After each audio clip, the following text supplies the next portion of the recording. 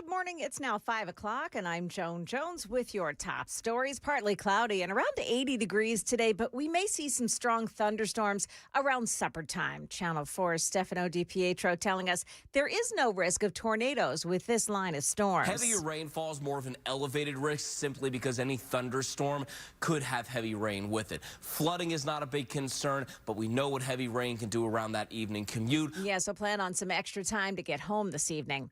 9 vessels have been turned around at the Strait of Hormuz during the first 48 hours of the U.S. blockade. That's according to the U.S. Central Command. Another 10,000 U.S. troops are expected to arrive in the Middle East by the end of the month. The 2-week ceasefire with Iran ends next week. The ongoing naval blockade in the Strait of Hormuz appears to be holding. Officials say 10 ships with ties to Iran have been forced to turn around. We're now hearing the warning that the U.S. Navy is issuing to ships in the region. If you do not comply with this blockade, we will use force. The whole of the United States Navy is ready to force compliance. Now, U.S. Central Command says no ships have broken through the blockade. ABC's Christiane Cordero there. A jury says Live Nation and Ticketmaster broke antitrust laws by dominating the ticketing market. Nashville's music scene has long been tied to the company through major concerts and tours. Attorneys argue that the monopoly drove up fees and locked venues into exclusive deals. A judge will now decide penalties that could change how tickets are sold across Music City and beyond. And finally, the Air Force and the Space Force have met their recruiting targets for 2026, months ahead of the September 30th deadline. The Pentagon also saying there are more than 18,000 recruits waiting in a delayed entry program. War Secretary Pete Hegseth celebrating online, saying historic recruiting numbers continue. Market Numbers Report brought to you by Beacon Capital Management, online at beaconcm.com. But there were some records on another dose of investor optimism following rumors of a possible ceasefire extension in Iran. The Dow lost 72 points, the S&P gained 55 and surpassed the all-time high set in January. The Nasdaq added 376 points. In one of the most unusual moves of the day, shoemaker Allbirds announced it was switching business models from sneakers to an artificial intelligence company. Its stock settled nearly 600% higher. It'll now go by New Bird AI. Morgan Stanley jumped 4% after the investment bank delivered a better-than-expected quarter of results. Chip equipment maker ASML fell 2% after giving a forecasted range for upcoming revenue that fell below expectations. Michelle Franzen, ABC News. And stock futures are flat this morning. That is the latest news. Your traffic is next. I'm Joan Jones, WTN News.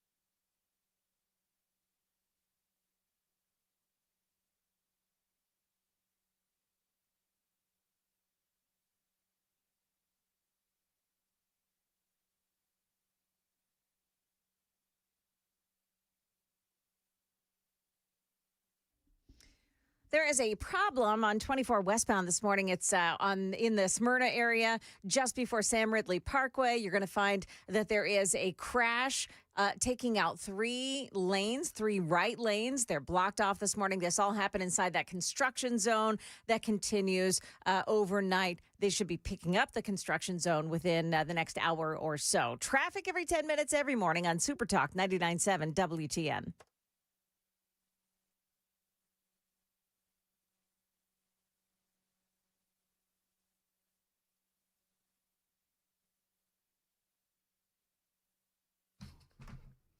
.506, Nashville's Morning News on Super Talk 99.7 WTN. Joan, by the way, Joan Jones in the newsroom, yes. Sam Rutherford producing today. Good morning, one and all. Joan, is this extension of the tax deadline in the state of Tennessee, is this new, or did this happen they've weeks been talking ago? About this for a few weeks. That's what I think thought. It kind of came back because of April 15th yesterday. So, yeah, they're just talking about it. They extended it because of the ice storms. Yep. So there's no reason to bust my arse to get my taxes done by April 15th. Well, listen, it's not for everybody. Well, then it's a good thing I busted my arse to get my taxes done by April 15th. I don't care. June 8th is the new extension for people available to get the extension. Who gets the extension? So eligible taxpayers, penalty abatement. Let's see. I need to dig into it. This is why whenever I say, "Hey, Joan," Joan's like, I "Oh, cringe. God. What is he totally going to do? Cringe. What is he going to ask me now?" The tax relief would be expanded to all 95 counties. So maybe that's the story, that it's expanded to all 95 counties. Very good. How did you do in taxes, Joan? Did you guys get money back, or do you have to pay? We have to pay. No, you do not. No, I think we talked about this a couple of weeks ago. We have to pay $4,000. Yeah, we owe big time. What happened? I never hold enough back because I don't want the government to hold my money without interest all that time. So So how does it feel now, Joan, that you have to write a check to Uncle Sam for $4,000? Not usually that bad. This happened to be a bad year. What did John say when you had he said, to tell him? I'm not allowed to order on Amazon for months. It's wrong. It's wrong. It's causing a problem in our marriage. Is he taking away your Amazon privileges? He is. Wow. Yeah.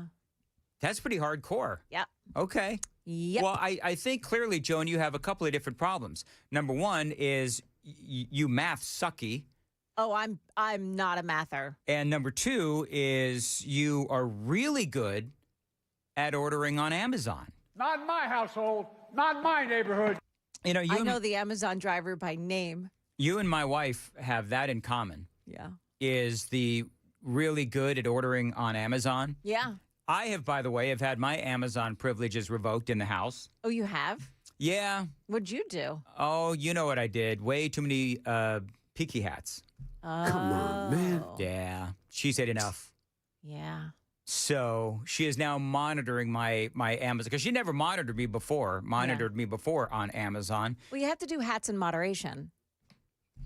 Yeah, that's what she said. I mean, literally, that's not a joke. That's what she said. You have to do whatever. You have to. It's one of those items. It's a slow accumulation. Maybe one every 3 to 6 months. I didn't know this, but these Peaky hats, they come in seasons. So they do have some for spring and summer as well.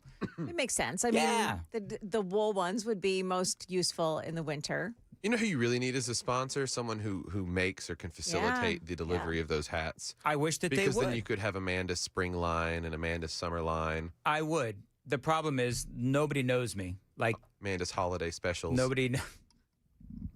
The name Mandis is not a brand. Anyway, so how'd you do, Sam, real quick, on taxes? Did you do good? Oh, yeah. Did real good. Yeah, Sam did great. Did real Okay, great. Good for you. We did good. I mean, we what did you say? I said I bought a gun. Oh, that's right. You bought the gun. We did good. We're going to get money back, but that's because I am the exact opposite of Joan. I had to pay a couple of years, many, many years ago, as I've said, because I worked multiple jobs, even in my 20s, didn't have enough taxes taken out. I got screwed. So Murphy show, though, I heard him yesterday talking about how people were giving him crap because Apparently, he has to pay, I guess, like $177 or something like that. I missed the entire story. Deal. So, no, but his point is that he's apparently good at mathing. So he was able to get it almost perfectly. Yeah, that is almost perfect. That's pretty good. That is like the bubble right in the center. Yeah. So good for Murphy Show. I think that there is a lot of people that have what I would say PTTSD. You know what PTTSD is? Post-tax traumatic stress disorder. That's me. I wrote that down. Yeah. That's why I have more money coming out of my paycheck than I truly need. Well, I do now. Post-tax traumatic stress disorder. Put a hashtag on it. I want a nickel every time somebody uses it. Well, see, I can speak for the differences in the different administrations' tax brackets. In the 2024, 2025 filing, we made less money, and we owed the Biden administration tax bracket era $1,700. We made slightly more money and got close to that back. Okay. So it helped out the people at the bottom is what I'm saying. I've always, though, been like I am, in the past 20, 25 years regarding having more money taken out during the year so that I don't have any surprises come April. So, but I can tell you that I pay a lot of taxes, man. I pay a lot of taxes. And so, for me, when you start hearing about, I've got a story today about how much the mainstream media has been ignoring the fraud in places like California, the places like Minnesota. There's fraud in all of these various states. I'm sure that the fraud is rampant all across the country. Mainstream media refuses to cover it. So I've got that as part of my presentation today. One of my favorite stories, though, is the state of Tennessee, and I'm not going to do it here. I'm going to do it at 5:35. This is an award-winning tease, Joan. Yeah, okay. At 5:35, the state of Tennessee is truly embracing inclusivity. Ugh. How is the state of Tennessee embracing inclusivity? I cannot wait to tell you this. It's just sickening. Coming up. Do you know what this is, Joan? I do. Do you know what don't say it. Don't blow the tease. I won't blow the tease, but I will allude to it with a tweet I saw the other day that has really resonated with me. It's be kind of dark, but just think about it. If Japan has taught us anything, it is that nuclear bombs are less destructive than diversity.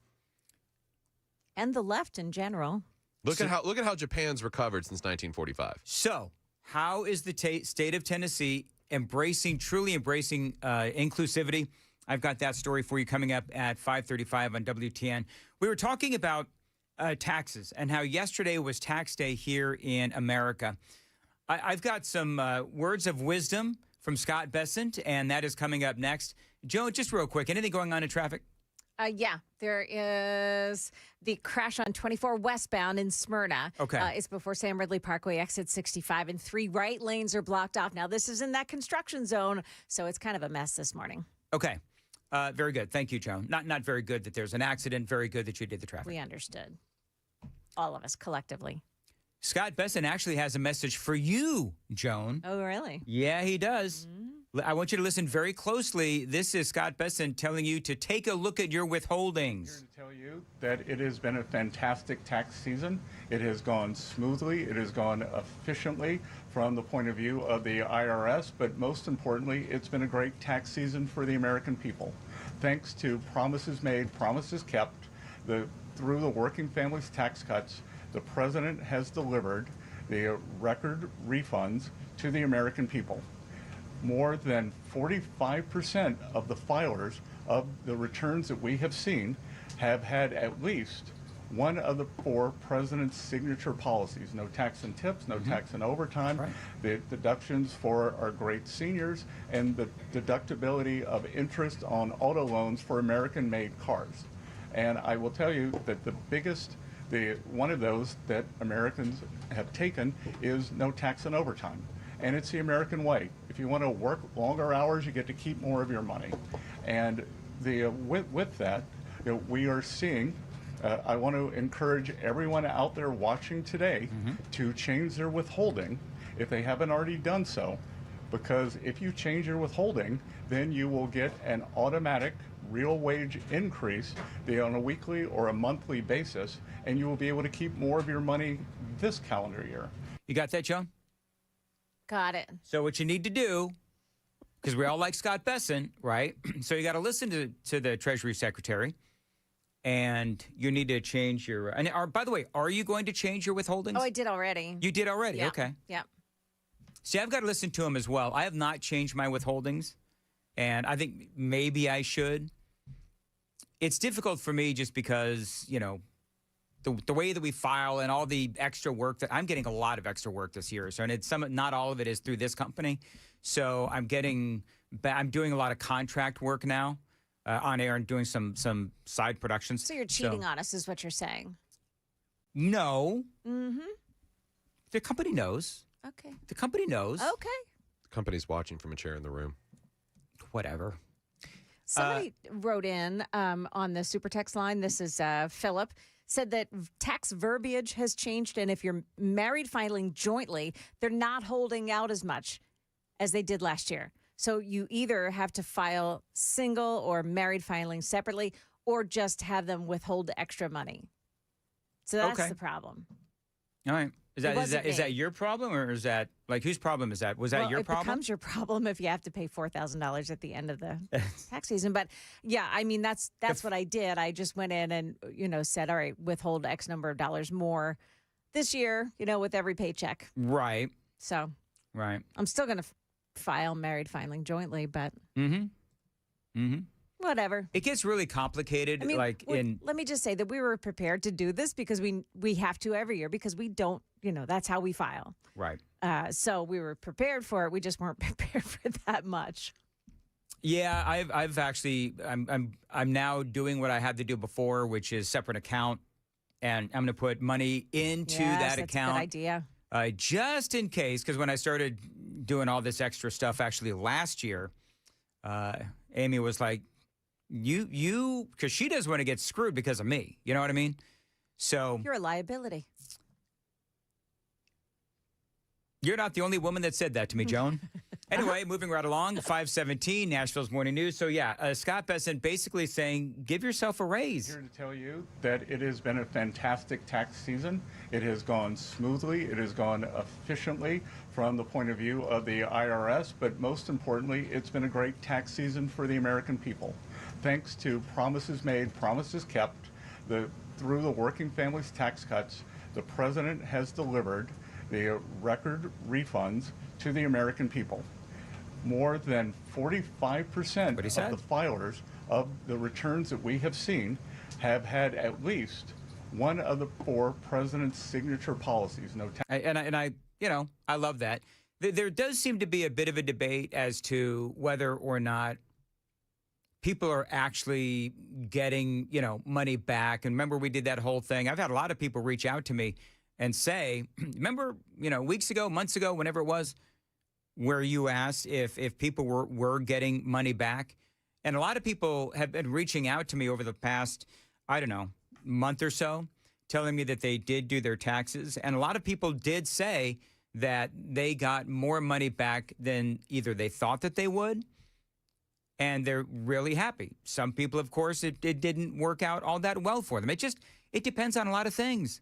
It depends on your job. It depends on the deductions that you take and, it's all that stuff. Whether or not you have kids, you're writing off kids, married, single, blah, blah, blah. So, but, I mean, if you listen to Scott Bessent, it sounds like it worked out well for a lot of people. But here's the deal. I know that there are a lot of people that are down right now on the economy. We know the gas prices are so high. We get all of that. And yeah, stuff is really expensive. But you know what? There are other benchmarks to look at. I know that some people don't want to hear this. I know that there's some people that all they want to do is mire in the negative. I'm not going to do that. Unemployment rate still holding steady. Average wages are still doing well. Consumer spending is strong. People seem confident in the economy, confident enough at least to spend money. The GDP still looks good. But here's a big issue. We still have not seen the impact of the war and the higher gas prices yet in some of these economic indicators. We'll see that in the next couple of months. We could be seeing a big change in what some would call a somewhat rosy picture. And here's the other thing. Once the war ends, then guess what's going to happen? The economy is going to come roaring back. At least that's what I believe will happen. I have talked about, I've been honest with you about what is going on with the gas prices and how, yes, it could take a while for the gas prices to go back down because a lot of that infrastructure has been impacted or destroyed in the Middle East. And so that is something that we are going to have to deal with. But again, not all is terrible in America. Here's more from Scott Bessent. This was during an interview that he did on CNBC late in the day yesterday. You're saying we've seen the worst of it here?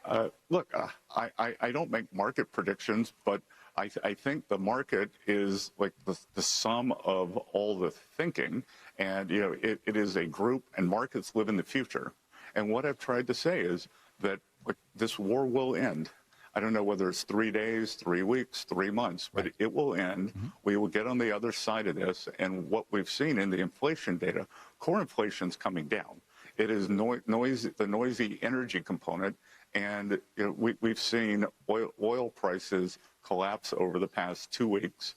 Interest rates are coming back down. Mm-hmm. I came out and said, I think the Fed has been wrong on their inflation projections, that it is clear the core is coming down.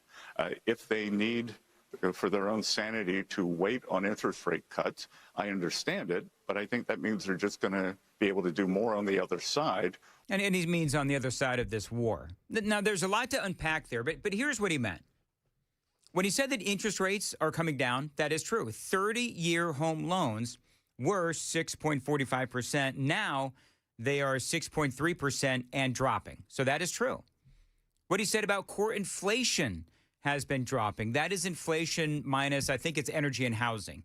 A year ago, core inflation was at 3.3%. During Biden, it was up over 6%. Right now, it is at 2.5% year over year. When he said that oil prices have collapsed over the last couple of weeks, that is actually true. It's still far higher than it was before the war. Gas prices at my local gas station, though, have gone down like 10 to 12 cents over the last couple of days. So, yes, gas prices have fluctuated somewhat. I'm still not happy about it. However, because of the ceasefire, gas prices have gone down a little bit with some of these various gas stations across town. So the big question is, when will gas prices go down to pre-war numbers? He's got that opinion. I don't know if I believe him. I don't know if I'm going to buy it. But what does Scott Bessent say about when gas prices will go down again? Joan, what do you think? You have a prediction as to when gas prices will get down to pre-war levels? What do you think? You know what? I think Scott Bessent said at some point in that conversation that he thought it would be sometime between, I think it was late June and September. And I think that that's where I would tag it too. September being the latest because that's when everyone starts to do early voting. And, you know, there's going to be a huge push to get gas prices down, to get food prices down. So I think that September point, not that I think everything is so contrived, but I do believe that there's going to be an extreme effort to make sure the consumers are going, oh, yeah, President Trump is right. Everything's coming back down. All right. This is what Scott Bessent says. By the way, you've got your mic on, Sam. Go quick. I was just going to say, I agree. Also, you got the holidays coming up around the corner, right? Yep. Now, but here's the thing to keep in mind. Don't mean to be a Danny Downer. However, summertime is here. And now, usually during the summertime, you do see gas prices rise. Anyway, you got a lot of people that are driving. And so this is going to be, you know, for a lot of people as they get ready to hit the road, you're going to have gas prices. If they're already high, it is really going to hit the pocketbook. This is what Scott Bessent said yesterday. That it would be very aggressive if we're going to get to the $3 a gallon gas by the summer. So when are we really going to get $3 a gallon gas? Well, I think that's going to be the up to how the negotiations go. President Trump said this morning that he thinks we're nearing the end. The U.S. kept their side on the ceasefire. We've stopped firing. The Straits of Hormuz have not been completely reopened, so we will see. And I'm optimistic that during the summer we will see gas with a 3 in front of it sooner rather than later.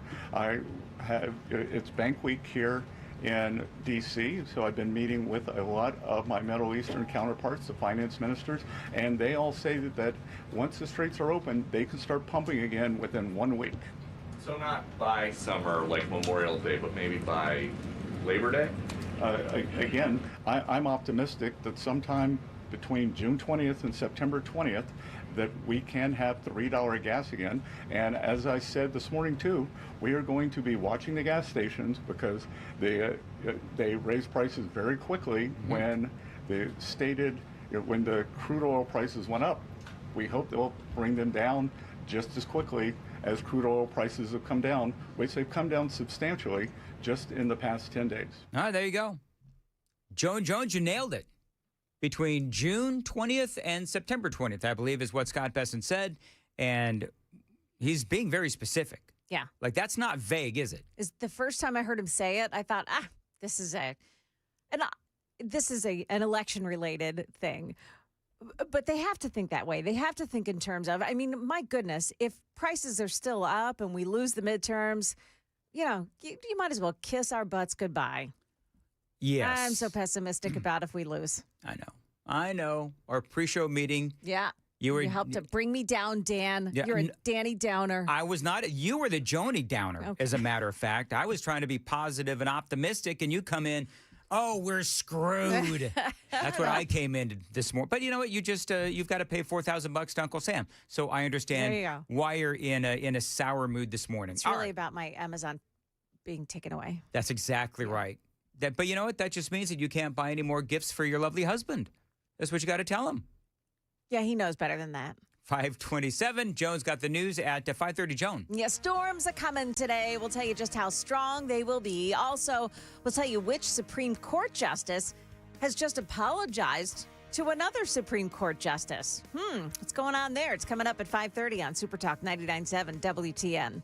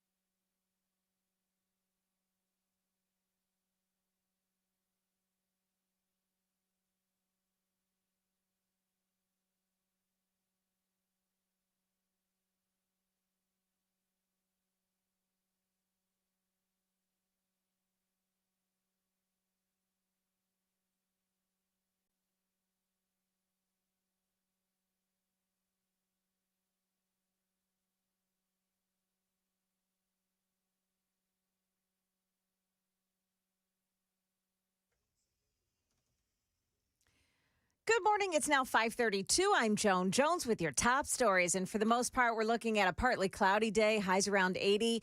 But this afternoon, there's a chance of strong thunderstorms. Channel 4's Stefano DiPietro telling us these are garden variety storms. The important thing to remember, there is no tornado threat to be concerned with. Your hail threat, your high wind threat, those are very low overall. Heavy rainfall is a little bit more elevated, but the ground is so dry.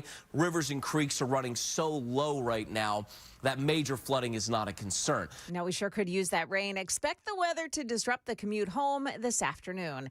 In Putnam County, an investigation underway into the death of a 7-month-old boy who was found unresponsive in a car parked outside the Monterey Public Library. News 2's Elisheva Wemberly. Multiple agencies, including Monterey Fire, Putnam County EMS, and the Putnam County Sheriff's Office, responded. Despite life-saving measures, the child did die. It's unclear how long he was in the car before first responders arrived. Waiting for the results of an autopsy to be performed today before police determine if charges will be filed. A rare public apology from one Supreme Court justice to another. Here's ABC's Sophie Flay. Justice Sonia Sotomayor apologizes for comments she made about Justice Brett Kavanaugh, who was part of a majority decision on immigration enforcement. Sotomayor saying, "This is from a man whose parents were professionals and probably doesn't really know any person who works by the hour."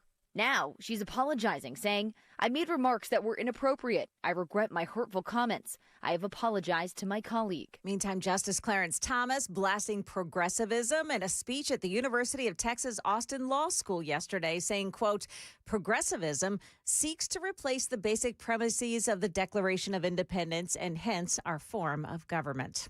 That is the latest news. Stick around for traffic next. I'm Joan Jones, WTN News.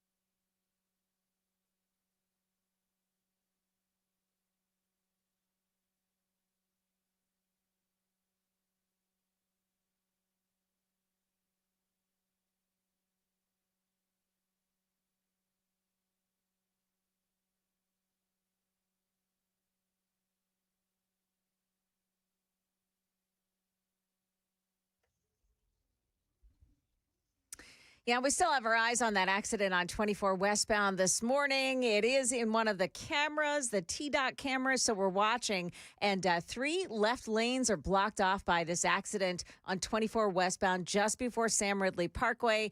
It's all inside a construction zone as well, so it's really slow traveling on 24 West this morning. Traffic every 10 minutes every morning on Super Talk 99.7 WTN.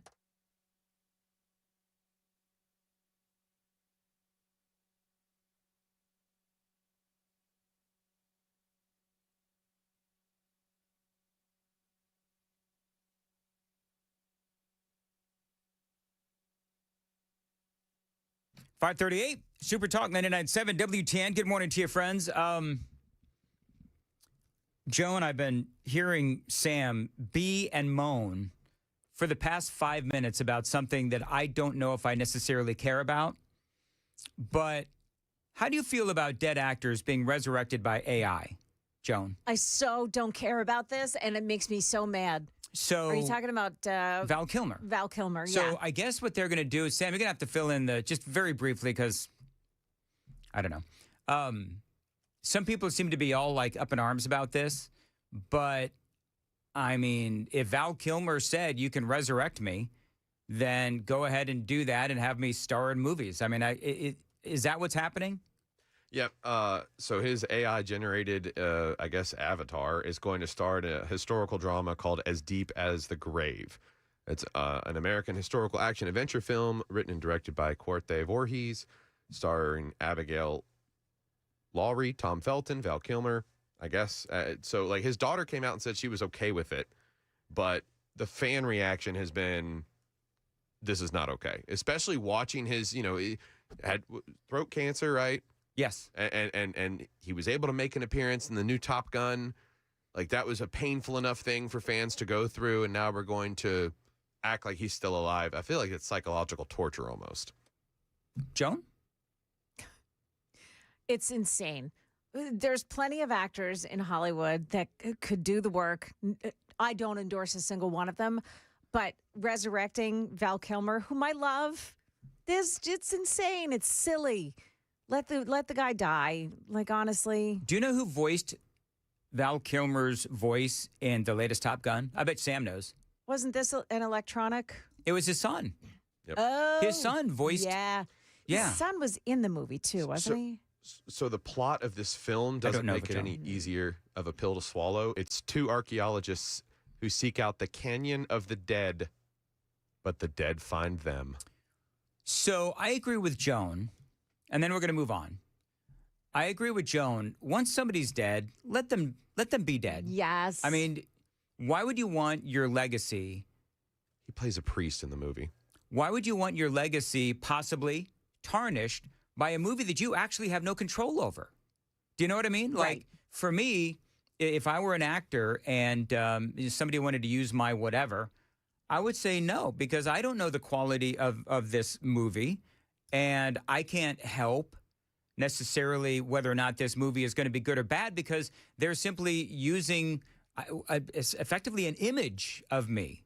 And so I would not allow this. And if I were Val Kilmer, knowing what I know about how very specific he was and how, like, he didn't accept a lot of scripts, right? I mean, what I know about Val Kilmer is he was very specific on what he would the kind of scripts that he would do because he considered himself, an actor. You know what I'm talking about?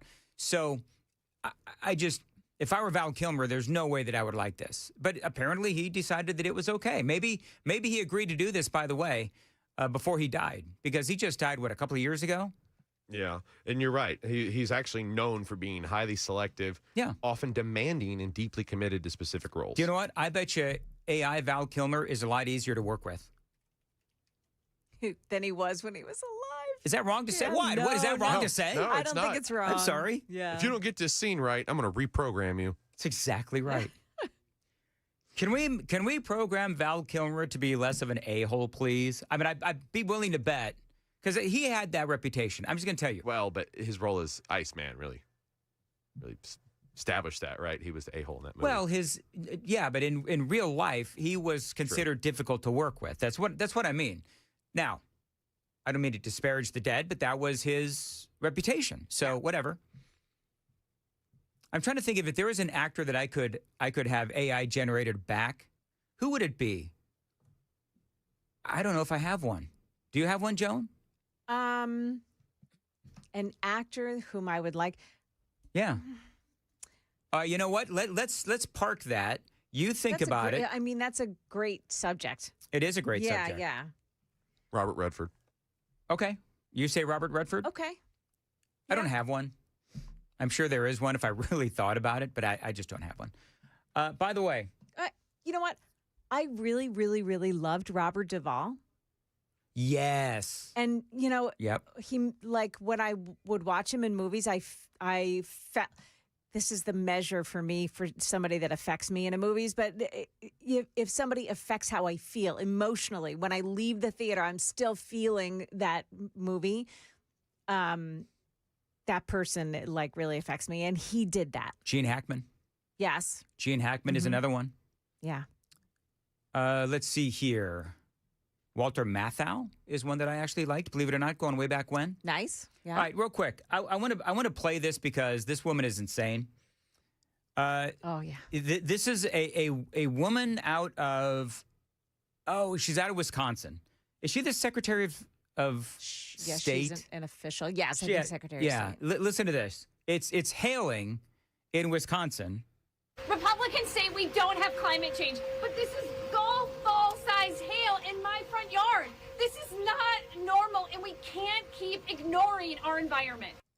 So she's insane because Wisconsin has had golf ball size hail for decades. Since 1921, they had, I heard Red-Eye guys talking about this, and I saw this reported yesterday. Because this woman made the rounds. I mean, she's making the rounds as somebody who is clearly an idiot. And so they've had, and I remember living in Texas 15, 20 years ago and seeing baseball size hail. I mean, small baseball, again, a little bit smaller than a baseball, but massive size hail. So I don't know why she is so incredibly can I tell you something? I thought this was a joke. Republicans say we don't have climate change, but this is golf ball size hail in my front yard. This is not normal, and we can't keep ignoring our environment. I truly thought this was like some sort of Facebook AI joke. How dare you?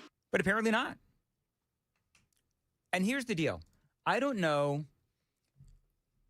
I was thinking about this on the way in. So on the one hand, you can laugh about this, or you can be angry because she's clearly lying. So you can make fun of her for being a screaming Mimi. You know what I'm talking about? Yeah. Wisconsin's Democrat Secretary of State, Sarah Godlewski, says hail is a sign of climate change. I would say hail no. But more like Sarah Godloopy. Good one. So, I mean, to me, I think what I don't like is, even though it's fun to laugh at people like this, what I don't like is the fact that she's blatantly lying. And she's lying to the people that follow her. She's lying to the people that, believe that she has an ounce of credibility.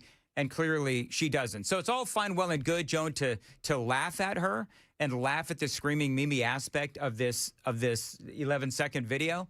But the reality is she knows exactly what she's doing. This is what the Democrats do. They lie. All the time.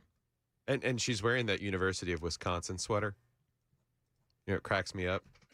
What's that? University of Wisconsin actually conducted some analysis. Golf ball size qualifies as severe hail, but reports of exactly that size or larger are relatively infrequent compared to smaller hail. The state has seen an overall rise in hail reports over decades, largely due to better reporting and population growth rather than just more storms. There you go. That's from the university. Hey, I'd like to congratulate the state of Tennessee for embracing inclusivity.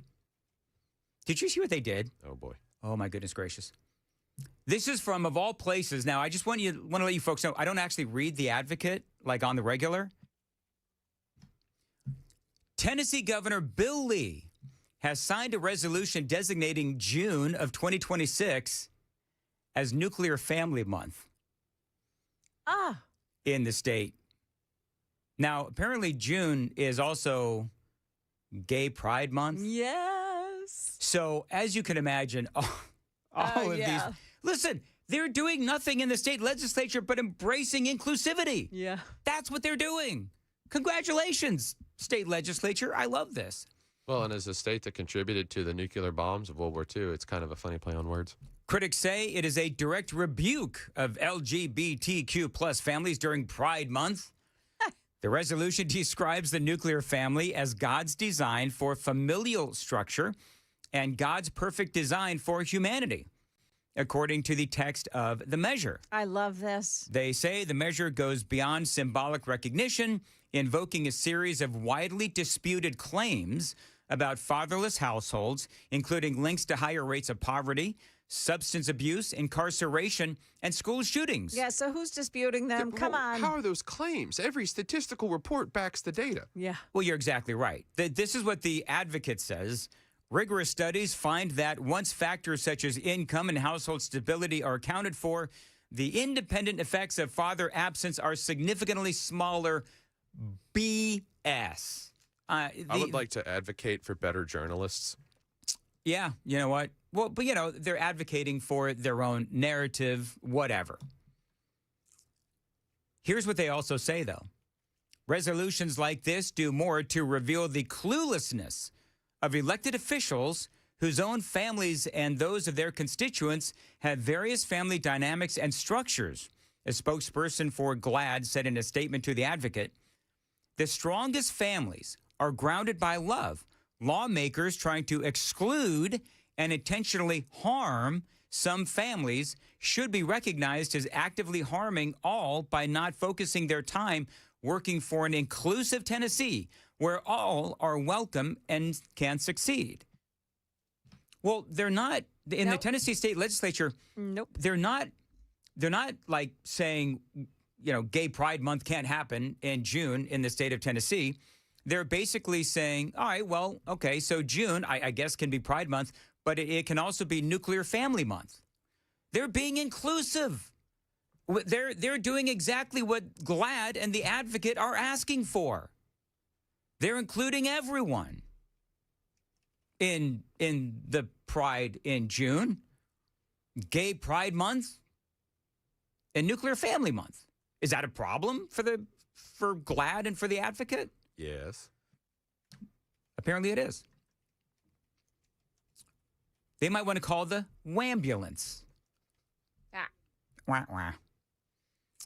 By the way, I will also say this. Do you know how many various months we celebrate LGBTQ plus stuff? It's like almost every month. February, you've got LGBTQ plus History Month. That is celebrated in the UK and also recognized in America. In March, you have the Transgender Day of Visibility. In April, you have the Day of Silence. That is student-led anti-bullying LGBTQ plus awareness events.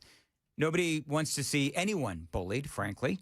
Also in April, Lesbian Visibility Day. Oh, I feel seen. In May, International Day Against Homophobia, Biphobia, and Transphobia. So many phobias. Do you want the total number of days out of the year that they have designated celebration days? Go ahead. Around 145 to 155 days out of the entire year are spent celebrating or advocating for something to do with the alphabet community. Can you, since you're Googling right now? Grokking. So how many states actually have a Nuclear Family Appreciation Month, Awareness Month, whatever? Because I love what this state legislature has done here. By the way, just so you know, Joan, in September, you do know what happens in September? Bisexual Awareness Week. Because apparently America doesn't know that there's people that are bisexual. We need to have an entire month of awareness for bisexual people. Only state in the country. You also have September 23rd. You can't make this stuff up. I didn't know this until this morning. Do you know that, Joan, on September 23rd, it is Celebrate Bisexuality Day? It's Did you skip over International Asexuality Day? No. Yeah, I mean, is that such a thing? It's after Lesbian Visibility Day. Okay. It's also Bivisibility Day there in September 23rd. More like bifocals. In October, you've got LGBTQ plus History Month. You've got October 11th, which is National Coming Out Day. You've got October 26th, which is, dang it, I meant to look this up. Intersex Awareness Day. Joan, what is Intersex Awareness Day? I can tell you what it is. Joan is suddenly quiet. I think Joan is fleeing this segment. What is Intersex Awareness Day? It's awareness for intersex people who are a statistical anomaly of biology where they are born with both sets of parts. Let's see here. People act like they're trans. It's not. It's an actual medical condition. Yeah. November is Transgender Awareness Week. November 20th is Transgender Day of Remembrance. All of this on top of local celebrations in states all across the country. So, in other words, excuse us for, being happy that June is going to be Nuclear Family Month. But, the people that advocate for all these different months and remembrances and all that, they're not going to be happy with the state of Tennessee celebrating Nuclear Family Month any month of the year.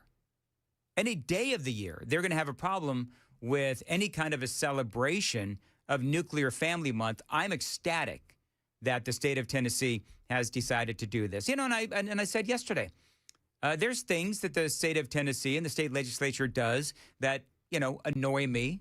But there's other things that they do that I actually like. I mean, most of the things the state legislature, I forget what triggered me yesterday. I forget what it was. But medical marijuana. Medical marijuana. Oh, don't get me going. Don't get me going. Medical marijuana, whatever. But I like what they're doing here with Nuclear Family Month. So good on you, state of Tennessee. It is 5:55. Joan's got the news coming up at 6. Joan. Where is Joan? What is happening? Joan, are you okay back there? Is she all right back there? She's not back there. Where is she? Oh, is she having some? Okay. She feeling all right today? I don't know. Maybe she's off working a second job to pay off the government and the $4,000 she owes. Maybe that's what it is. Maybe as a real woman, she was offended by the amount of holiday spent celebrating weird sexuality. Yeah. Or here's my thing. We've got an asexual awareness thing, so we're also celebrating a lack of sexuality, too. Yeah. I guess it's a spectrum. Okay, very good. We're going to move on. Joan sent me a text and said, skip the tease, please. I'm sorry, Joan. Don't tell her what just happened. Just don't tell her. All right, 5:56 on WTN.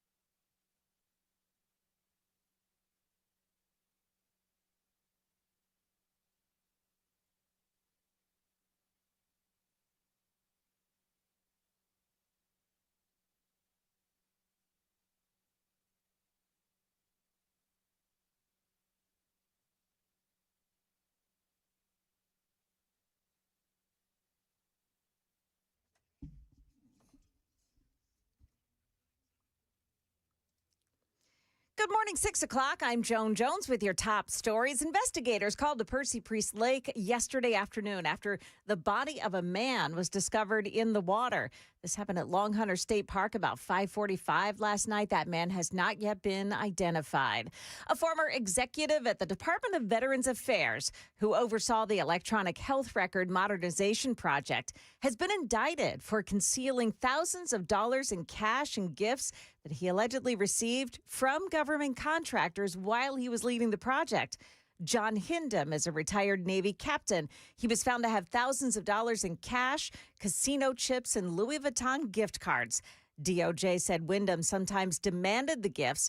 He also demanded contractors improve their DEI efforts and do it through his girlfriend's company. A new report says the Trump administration has reached out to U.S. automakers to help them with military production. The Wall Street Journal reports the Pentagon has been talking to General Motors and Ford about helping to produce weapons and other military supplies.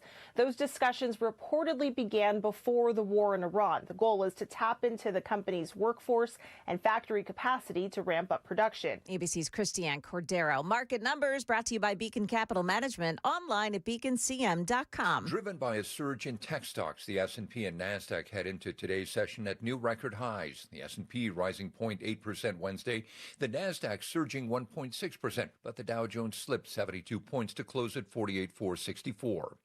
Spirit Airlines' plan to exit bankruptcy may be grounded by the war with Iran. Reports suggest the rising cost of jet fuel is putting the carrier in a financial bind, spurring talks of a possible liquidation. Popular gaming platform Roblox has agreed to make changes in children's use of its chat and gaming functions. The state of Nevada had sued, claiming Roblox lacks basic features to protect kids from online predators and exploitation. Meanwhile, a jury in New York has ruled that Live Nation and its subsidiary Ticketmaster maintained an illegal monopoly on the live event market. The suit was filed in 2024 by the Department of Justice and 39 states claiming anti-competitive conduct. Jim Ryan, ABC News. And stock futures this morning slightly higher, with the Dow futures up 36 points. We are expecting some strong storms late this afternoon. Stick around for the forecast and for your traffic next. I'm Joan Jones, WTN News.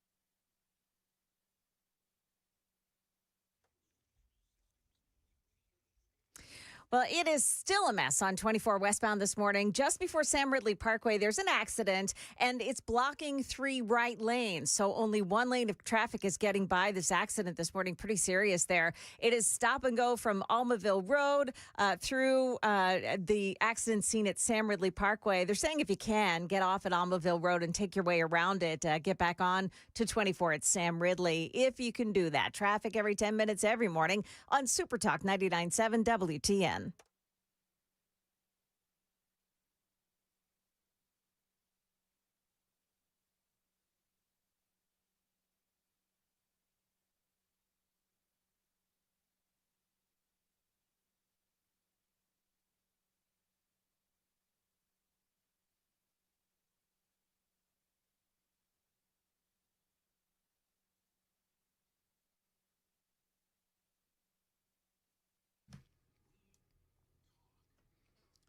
.606 on Super Talk 99.7 WTN. Good morning to you, friends, and hope you are doing well. And welcome on in to a Thursday, April 16th of 2026, and lots going on today. You know, we kind of threw it out there because Val Kilmer, apparently there's a movie where they are AIing Val Kilmer, and he's going to be in this movie, obviously post-death. And we did throw out, you know, a little bit of a topic, which was, okay, so if you could bring back your favorite actor, who would it be? I'm actually surprised at how, number one, how many people participated on the super text line with the actors that they would like to come back, but also the variety. You know who Jackie wants to see come back? Lassie. Lassie. Lassie. That's what Jackie says. That's probably the easiest one to actually do, though. You technically, if you had Lassie DNA, you could clone him. I'm going to just, because I got a lot to do in this segment, I'm just going to go down the list, okay, real quickly. Heath Ledger. John Wayne. Of course. It's a good one. Somebody said Clint Eastwood. Clint Eastwood is still alive, right? I didn't miss. Clint Eastwood is still alive, correct? As far as I know. Yeah, he's still alive, whatever. I'm not sure who this is. John Cazale? Cazale? Cazale? Anyway, Patrick Swayze, Roadhouse style, okay. Robert Duvall, Robin Williams, John Candy, Walter Matthau with Jack Lemmon. Christopher Reeve is another one.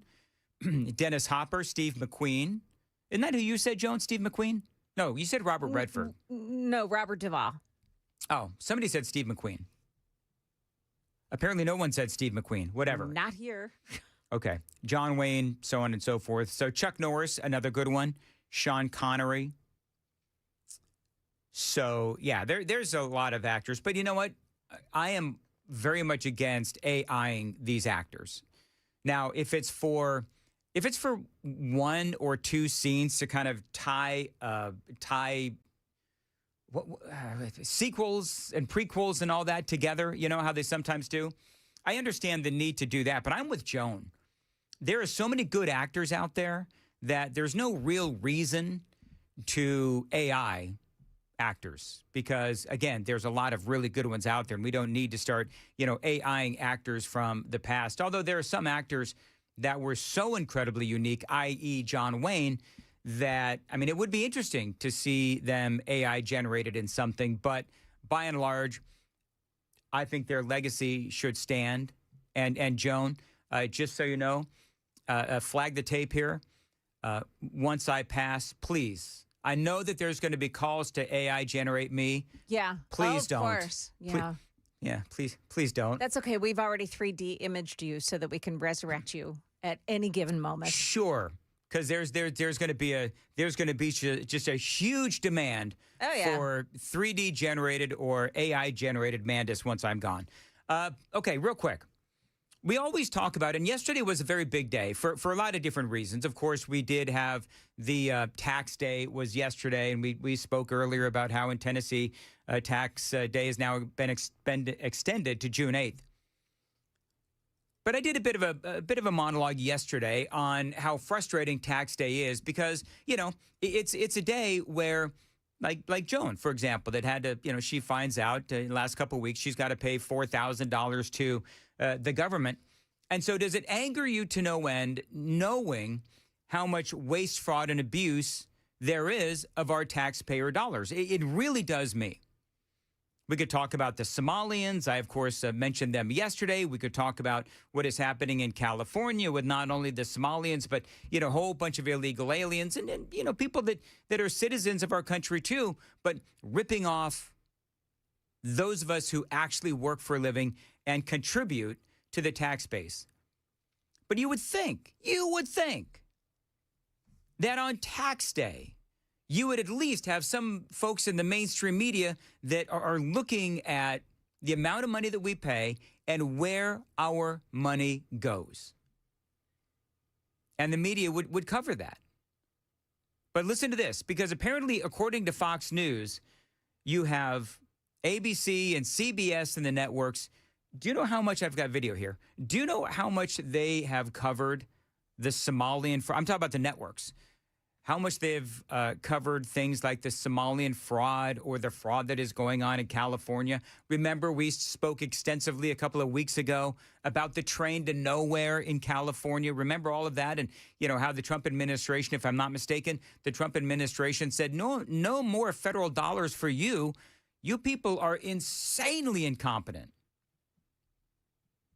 or corrupt. I say it's both. I say it's both C's, incompetent, well, I and C, incompetency and corruption. Anyway, this was from Fox News. ABC, NBC have yet to cover massive hospice fraud in Gavin Newsom's California. It goes on to say, since Dr. Mehmet Oz sounded the alarm in January about the rampant Medicare fraud inside California's hospice system, ABC and NBC have not spent a second, not 1 second, on their flagship morning and evening newscasts informing viewers of the billions of dollars scammed from U.S. taxpayers. Not a second. Why would that be? I'll wait. I know you people know. The reason why they don't want to cover the waste, fraud, and abuse in California is because that would make Gavin Newsom look bad, right? It's going to make Gavin Newsom look bad. So Gavin Newsom is going to be their preferred candidate heading into 2028. So, of course, the networks are not going to cover this. On fraud. Wow, shocker. The Democrats are you shocked? Not reporting Democrat fraud. I'm really, really, color me shocked. I didn't color me shocked. No, I mean, this is, again, another example of no accountability from the media, especially when it comes to covering up fraud that the Democrats are essentially committing themselves. Yeah, this is Priya Patel. Right? I mean, we saw it in Minneapolis, and we're seeing it now again in California, probably 10 times as much as we saw in Minnesota. Yeah, because it's the biggest state in the union, and the fraud is going to be immense. Well, and I have said it over and over again. I'm not going to belabor the point, but I'm telling you, why is Gavin Newsom? There was another poll out just the other day that talks about how Gavin Newsom's the guy for the Democrats in 2028. And it's like, he's very popular. But the reason he's popular is because he is really good, kind of like Eric Swalwell. He's really good at going after Donald Trump. The question is, what has he done? What has he accomplished? And it's nothing. I mean, when Gavin Newsom is no longer the governor of California, it'll definitely be addition by subtraction. So I think for me, when I look at what's happened to, my home state of California, my hometown of Los Angeles, California, and what it has become because of Democrat rule, not only at the top spot, which is the governor's office, but also you've got mayors, you've got city council, you've got all of these Democrats. It has become infested with Democrat rule. And just like we've seen in all of these other Democrat-run states, as Joan knows, she fled Maryland. As I know, I fled California. I consider myself a recovering Californian. People are now fleeing those states. And so once people start paying attention to what Gavin Newsom has done or accomplished or not accomplished in the state of California, well, then guess what? Once the focus is on him and his accomplishments or lack thereof, I think that there's going to be a lot of discussion as to his incompetence and his corruption. 6:15 on Super Talk 99.7 WTN, and time to check the roads.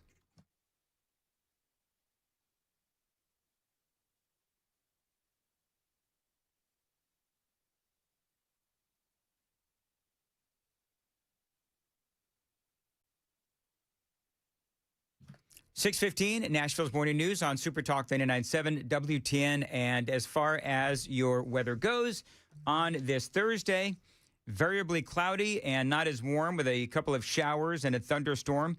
Thunderstorms can bring localized damaging winds, gusts, hail, flooding downpours, and a high of 77. Don't tell that climate Wisconsin lady. change? Is that climate change? I was going to say, what joke could I make about hail? Start crying. Do you think Make a TikTok video. It'll be fine. People, just so you know, if we have some like icy things falling from the sky, that is hail. We've seen it before. We'll see it again. It's been happening for years. No, it's not climate change. If it happens after a trailer explodes, it's meth, not hail. Does meth look like hail? I mean, they call it ice. Oh, is that what? I mean, kind of. Okay. It's crystalline. That's all I know. I've never. Right, Sam. Right. Hey, Joan, have you ever seen meth? No, I haven't. Neither have I. Anyone surprised that of the three of us, Sam is the only one that knows what meth actually looks like? At a Waffle House, man. Whatever, man. Whatever. Mm-hmm. Oh, real quickly, just can we pull the story of the guy within FEMA that said that he was teleported to a Waffle House? Like I want to do that story at some point this morning. I know that it's kind of an older story now. There's a bit of an update on it, but there is a guy within FEMA, within Trump's administration, who actually had said that he was teleported. Am I using the right term? Teleported? Greg Phillips, yeah. Greg Phillips. Spiritually teleported. Spiritually teleported to a Waffle House. And can I just say that if I was going to be teleported any place, it sure as heck wouldn't be a Waffle House. No offense. Definitely depends on the time. Like if you're teleported there on third shift, the overnight shift, God help you. Well, listen, I think if he was teleported to Waffle House, that probably means that he was on the meth that we were just talking about. Because you go to Waffle House, there's only one reason, Joan, from what I understand, there's only one reason to go to a Waffle House at like midnight. Is it waffles? It's because you're drunk or you're on some sort of mind-altering substance, from what I understand. So are half the cooks. See, back in Jersey, you would go out at night, go dancing and all, and then you go to the diner. Mm-hmm. But here, I guess you go to the Waffle House. Well, it's a diner. Yeah, I guess. I don't know. I'm not a big fan of Waffle House, but whatever. Anyway, so I think Waffle. Okay, I'm going to say something controversial. Then I promise I'm going to move on. Does Waffle House, do they advertise on WTN? I don't care. Whatever. Actually, they spend $0 on advertising. Okay. Waffle House is the diner equivalent of Taco Bell. Prove me wrong. Diner equivalent of Taco Bell. I think. No, that would be Denny's. I think that would be Denny's. No, oh, you are absolutely wrong. It would be Denny's. No. Waffle House is like the Chipotle. No. Yeah. No. Yeah. Waffle House has the same impact on a lot of people as Taco Bell does because it's cooked in lard and grease. It's just whatever. I'm not gonna, what? I'm not doing this. I'm going to move on. But you're already doing it. I'm not going to do it anymore, Joan. Kaola oil and margarine. Be quiet, Joan. I'll start asking questions about where you were for the teas. Carry on. Moving on. Moving right along. All right, it is 6:19 on Nashville's Morning News on Super Talk 99.7 WTN. All right, real quickly, because is there anything new, really, Joan, with the war on Iran? Here's what I have. We now have, and I do have a whole package on it, but just so people know that I know what's happening in Iran. We now have full control of the Strait of Hormuz, according to Donald Trump and according to the government, right? So our government. There was a little kerfuffle yesterday where the headline was basically that our military had rebuked Donald Trump when Donald Trump said that I guess the Strait of Hormuz was open, and our military said the Strait of Hormuz is closed. Well, what Donald Trump meant was that we are allowing ships, it's vernacular, right? It's just the use of words. Trump meant that ships, other than Iran, ships are being allowed to go through the Strait of Hormuz as long as, there's no sanctions placed on that particular ship and they're not coming or going Iranian ports. The government, when they said, and the Navy said, I guess, that the Strait of Hormuz is closed, well, they're talking about for Iran. And so I think there was just a miscommunication or what they were talking about, apples and oranges and all that. But that's number one. The Washington Post is reporting, and they're calling this breaking news. I mean, didn't we have this yesterday, Joan, where the president is sending a lot more troops to the Middle East? New York, I should say, the Washington Post is reporting 10,000 troops now headed to the Middle East. I don't know if that's true or not. That's what the Washington Post is saying. Donald Trump is saying yet again, but he said this many times, that the war is close to ending. We could have more discussions in the next couple of days, maybe by this weekend. We'll have to wait and see what happens. We do have Iran, and they are losing, as we've been all talking about, $435 to $450 million every single day.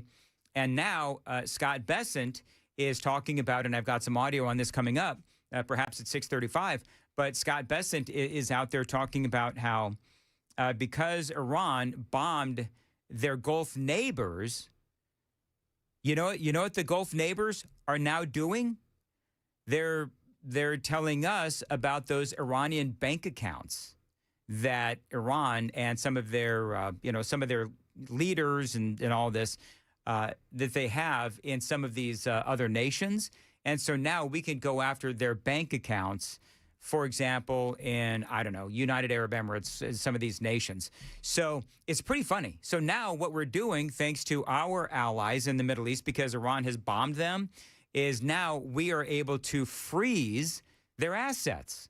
And I love that. 622 on Nashville's Morning News on Super Talk 99.7. WTN. Joan has the news coming up at 6:30. Joan. Yeah, we've got the latest on what's coming this afternoon as far as the weather goes. Looks like we're going to have some strong storms. We'll hear what Stefano has to say about it coming up here at 6:30 on Super Talk 99.7 WTN.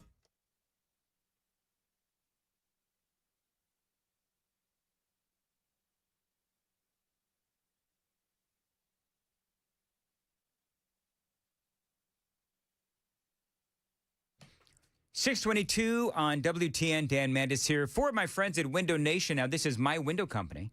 I've got 4 Window Nation windows in my home. I absolutely love them. Now, if you've got windows that they don't easily open, they leak, they're broken, or they need repainting, call my friends at Window Nation. The pros at Window Nation can help you get new energy-efficient windows at a great price.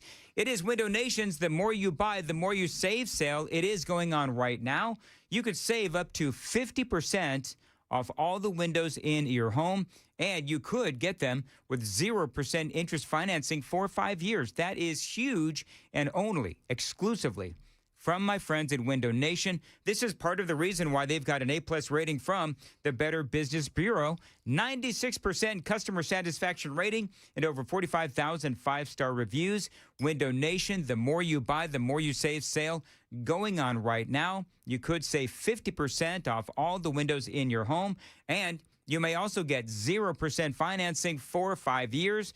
Tell them Dan Mandis told you to reach out when you reach out. WindowNation.com. That's WindowNation.com. WindowNation.com.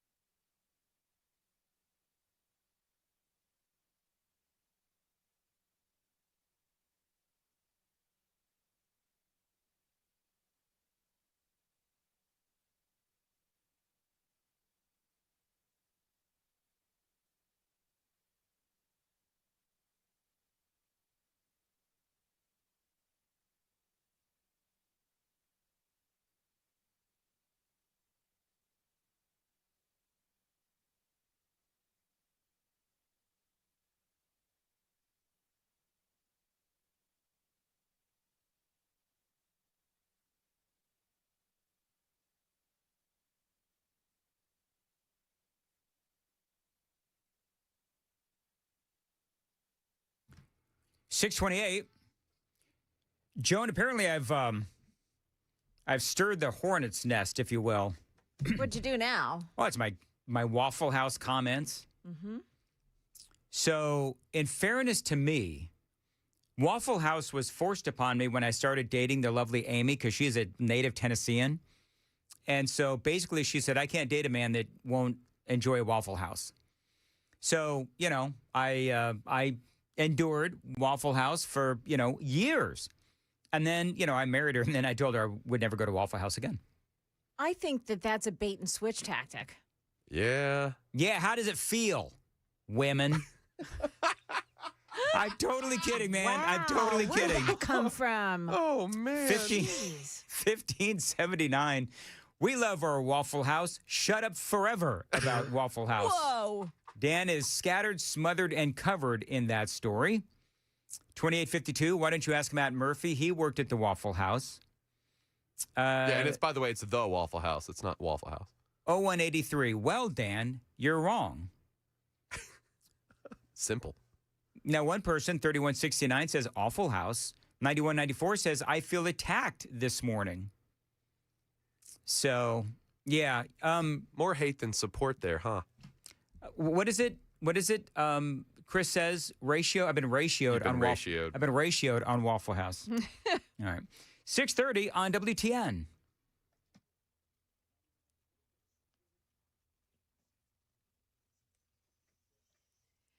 Good morning. It is 6:30. I'm Joan Jones with your top stories, and grab that umbrella heading out the door today. You may need it by the time you're heading home from work. Strong storms are expected this afternoon, but there's virtually no threat of tornadoes with this storm system. Falls more of an elevated risk simply because any thunderstorm could have heavy rain with it. Flooding is not a big concern, but we know what heavy rain can do around that evening commute. Yeah, storms arriving in the late afternoon hours. The blockade is holding. No authorized ships have passed through the Strait of Hormuz so far, but 9 vessels have been turned around. We're talking about not just U.S. Navy ships. We're also talking about U.S. Navy aircraft. We're talking about U.S. intelligence assets, satellites being used. We're talking about reconnaissance aircraft. It's a whole wide variety of systems being employed to essentially get a good idea of where these ships are leaving from Iran and where ships are headed to if they're going into Iran. That's Luis Martinez at ABC News. Now, the Wall Street Journal is reporting that ships sanctioned by the U.S. will now be subject to boarding, search, and seizure. Central Command also says that vessels suspected of carrying contraband are subject to search. It's not clear why the change in policy. The notice was first reported by Seatrade Maritime News. A judge in Austin, Texas, has barred a Central Texas summer camp from altering the cabins where 27 campers and counselors died in flash flooding last July. The hearing was heart-wrenching. I was terrified that I was going to lose one of those kids. And it got personal. When I walked by, Mr. Wright looked at me and he said, "You're going to burn in hell." Brad Beckworth represents the family of Seal Stewart, the one person still missing after the 2025 flood that killed more than 130. Thomas Wright is the attorney for Camp Mystic, which is fighting to reopen despite the Stewarts' demands that the flood-damaged cabins be preserved as evidence in their lawsuit against Camp Mystic. Jim Ryan, ABC News, Dallas. That is the latest news. We've got your traffic and weather next. I'm Joan Jones, WTN News.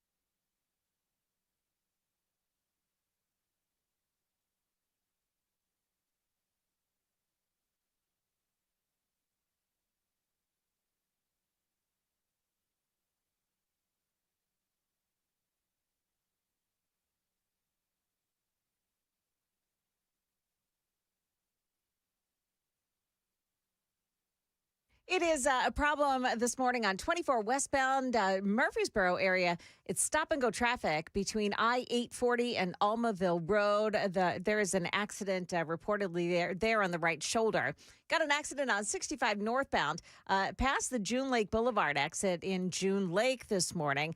And also a crash on Vietnam Veterans Boulevard. This is Goodlettsville. The westbound lanes at Conference Drive. One more accident. It's 24 westbound at Briley Parkway, now to the right shoulder. Traffic every 10 minutes every morning on Super Talk 99.7 WTN.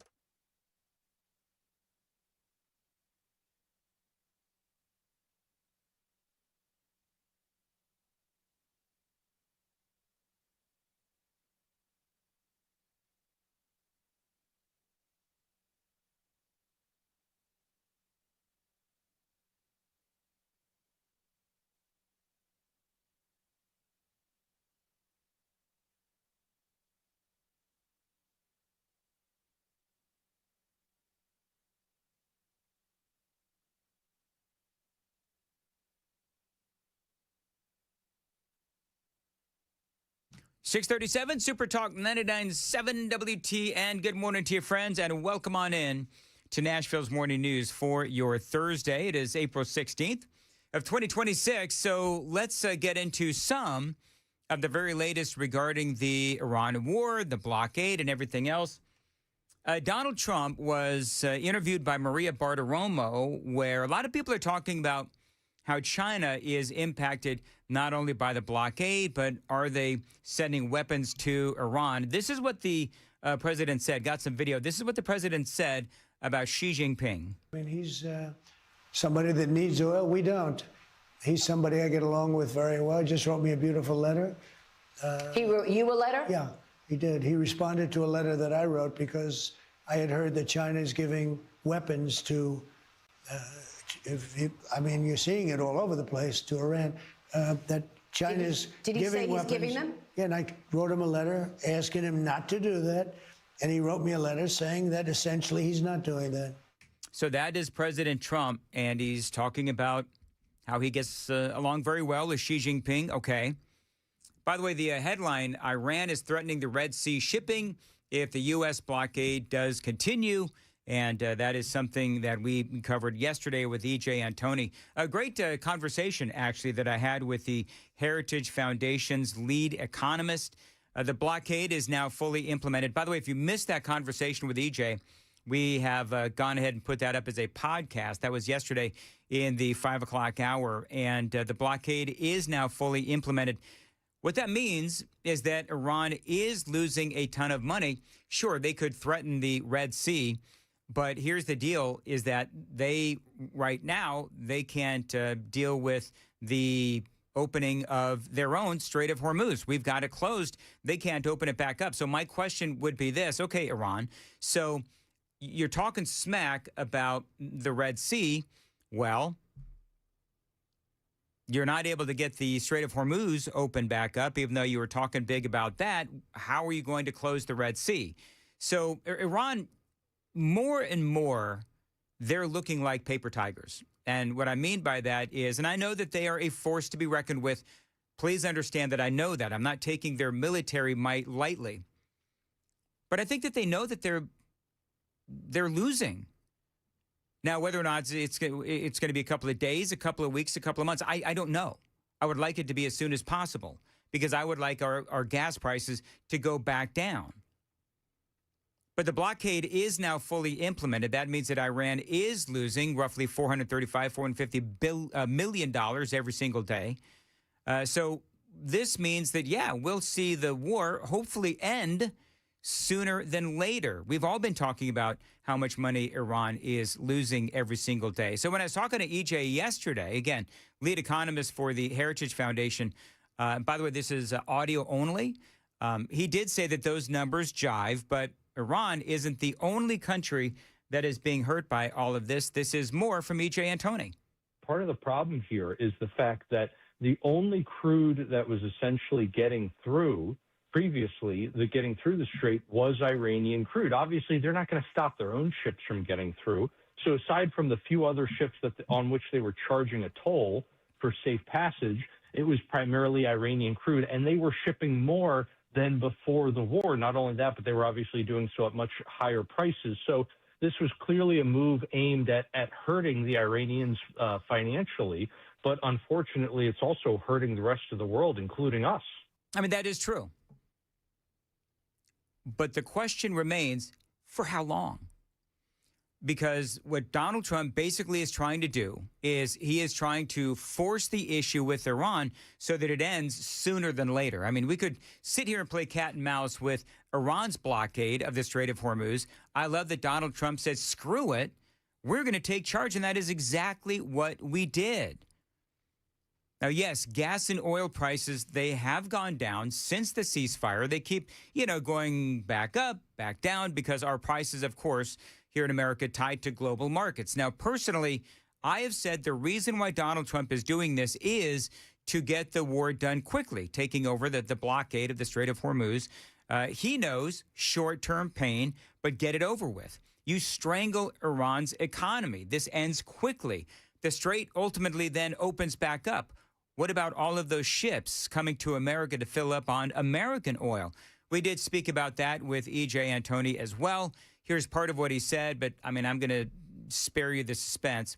Basically, he said, yeah, that's great, but we don't have enough oil to make up for what is not flowing through the Strait of Hormuz. We got to grapple with the fact that it's hurting us and it's hurting the rest of the world, certainly far more because of these higher oil prices.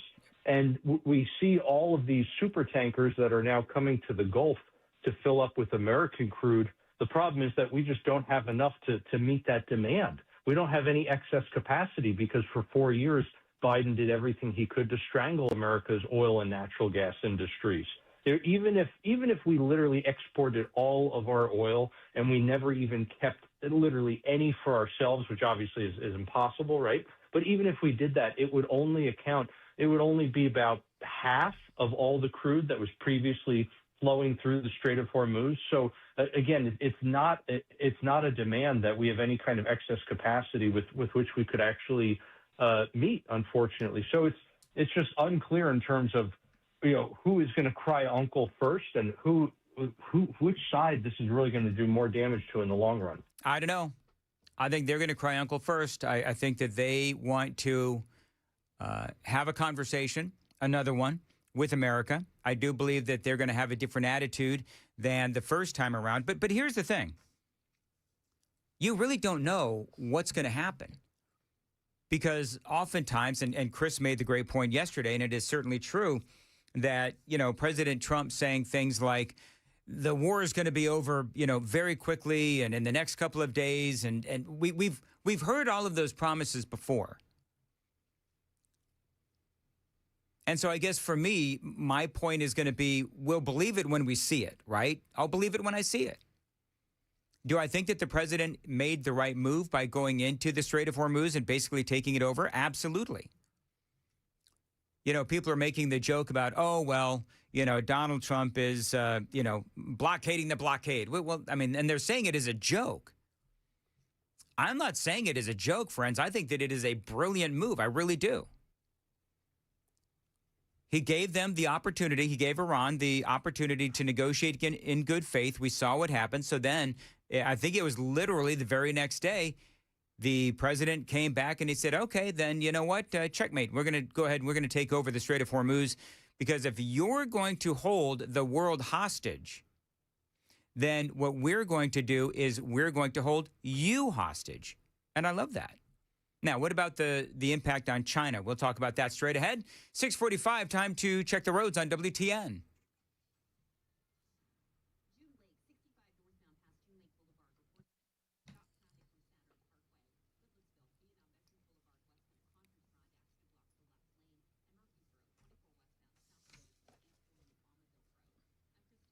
Variable cloudy, not as warm today. A couple of showers and a thunderstorm. Thunderstorms, by the way, localized damaging wind, hail, and flooding.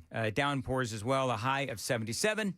We'll have all the latest for you coming up at 7 here on Super Talk, 99.7 WTN. You just heard President Trump talking about China and how Trump sent a note, a letter to Xi Jinping, president of China, saying, you know what, you really don't want to be sending weapons off to China. Now, the question is, do you believe that China will listen to Donald Trump and say, yeah, you know what, we're not going to send any weapons to Iran? I believe that China will not, and here's why. Because right now, they're getting screwed. China is getting screwed in the oil markets because they were getting a lot of their oil, obviously, from Iran. We've talked about that incessantly. So if China starts to or continues to send weapons to Iran, well, then here's the problem. Then China is elongating the war. And that would mean that their oil troubles will continue. And they don't want that. They want this over with. So China sending weapons to Iran will do nothing but make the war last longer. That is not in their best interests. They'll be paying more for oil in the long run, the longer that this war goes. So I did ask E.J. Antoni yesterday about how China is being negatively impacted by all of this. Oh, certainly it does. You know, China was getting a lot of its oil from Iran. And look, Iran was another case where they were having to sell, because of sanctions, they were having to sell oil under the table at a discount. And when Iranian crude was the only thing actually getting through the strait, that discount went away and their oil was actually selling at a premium to the global benchmark of Brent crude.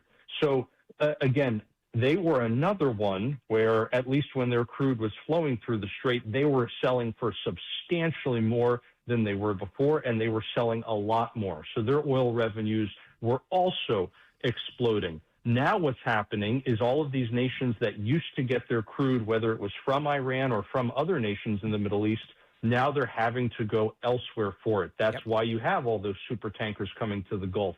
That is why oil prices everywhere have exploded. It is a global market at the end of the day. Yep, and that is, as he has said, and I've said many times, that is why our prices have gone up. There was a moment on CNN. It's a Scott Jennings moment, and it's a great moment. Joan, have you heard the phrase dooming? Have you heard dooming? No. So apparently, I bet you Sam has heard it. Have you heard of the phrase dooming? Where somebody talks about how they are dooming. Do you know what that means? I mean, just like being super negative. Yes, talking about how much everything sucks. Now, I guess they call it dooming on the socials. Really need to hit that ing on the dooming. Dooming, yeah. Right. So anyway, there's a woman named Val Demings, and she was dooming on CNN, basically claiming victory, they say, for the Iranian regime. Scott Jennings had a few things to say about that. Val Demings, by the way, I would describe her basically as a Democrat hack. And here is part of how that conversation went, and it didn't go well for Val Demings. Negotiations failed. We don't know if they will start up again. There's a blockade, yes, and it's effective. But it's not benefiting the United States in terms of access or any of our allies around the world. If they succumb so where is the victory there? And how? This woman's a nincompoop, a numbskull, a dummy. Mandis is a moron in the mornings. So, fact check true. So here's the thing. She's saying Val Demings, and then I'll let Scott Jennings do his magic. But she's like, where is the victory there? Okay, so here's the thing. Val, is that Donald Trump is doing this so that we will have a victory. When she says, where is the victory there in America taking over the Strait of Hormuz? Well, this clearly means that we are squeezing Iran, which means an end to the war quickly. That means that gas prices will go back down. It means that Iran will never have a nuclear weapon. That is the victory. Val?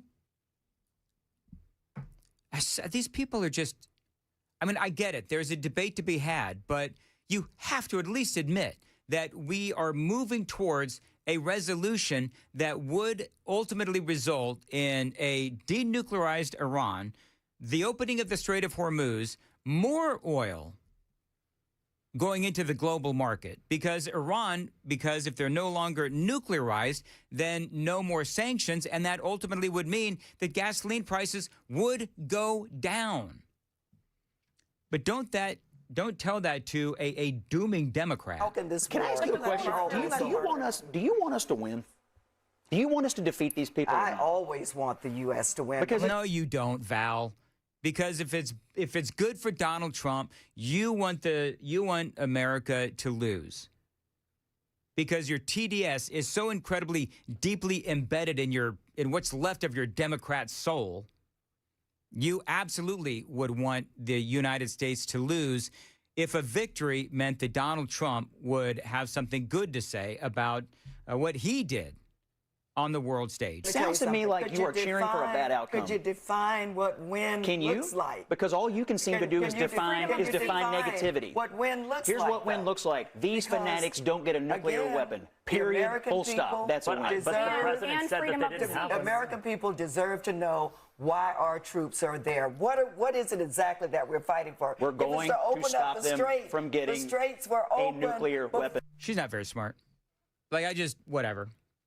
Remind me how much Scott Jennings makes on CNN. It's like a couple million. Not enough. Well, I mean, you're right, Joan. Whatever Scott Jennings makes, it's not enough.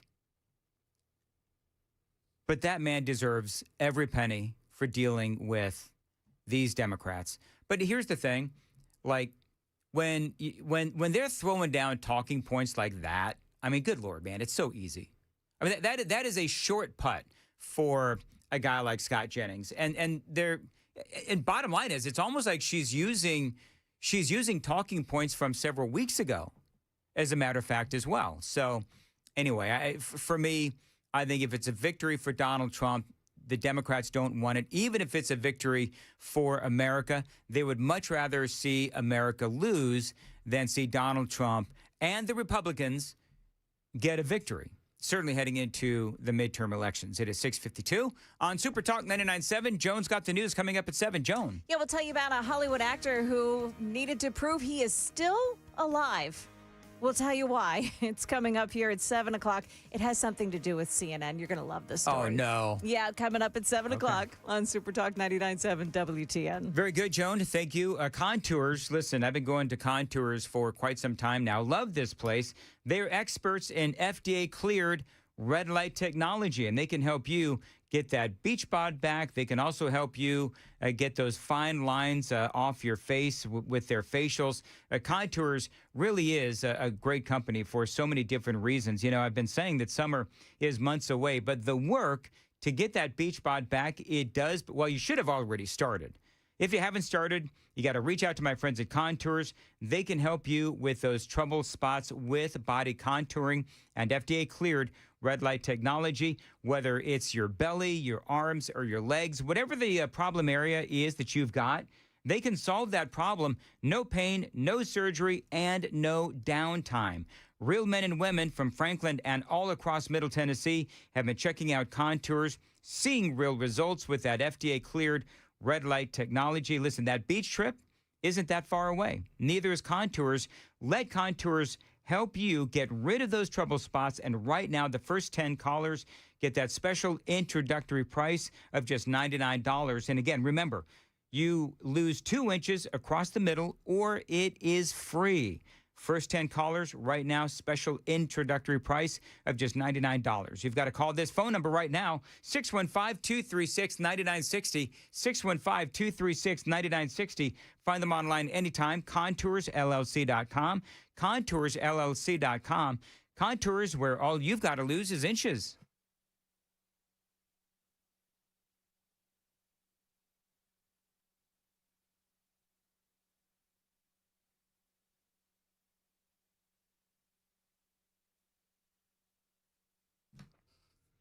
Hey, it's Dan Mandis for Busy Bee Plumbing, Heating, and Cooling. This is my HVAC company. Right now, you can clean out your HVAC with their Spring Breathe Easy package. That's right. Now, listen, your HVAC has been sitting and collecting dust and allergens for months. Now, you really want your family breathing in all that junk? Busy Bee can help. Busy Bee can clean it out. Now, their Breathe Easy package is a full system refresh to clear out all of those allergens, the dust, and the pet dander as well. It has, again, been building up, and you need to clean it out with Busy Bee. Now, here's what you get in their Breathe Easy package. An AC tune-up to make sure that you're ready for the summer heat. They'll check out your ductwork and clean out all of those allergens there as well. Busy Bee is also going to go the extra mile and install a whole home germicidal system to help reduce those airborne contaminants. They'll even throw in a bonus deodorizer treatment as well. It's going to smell nice. Now, right now, you can get that whole package for just $11.99 for 1.5 to 3 ton systems. That is a saving of about $600. Now, $15.99 is what it's going to cost on those bigger 3.5 to 5 ton systems. That's going to save you around $500. Now, think about your air quality and call my friends at Busy Bee HVAC.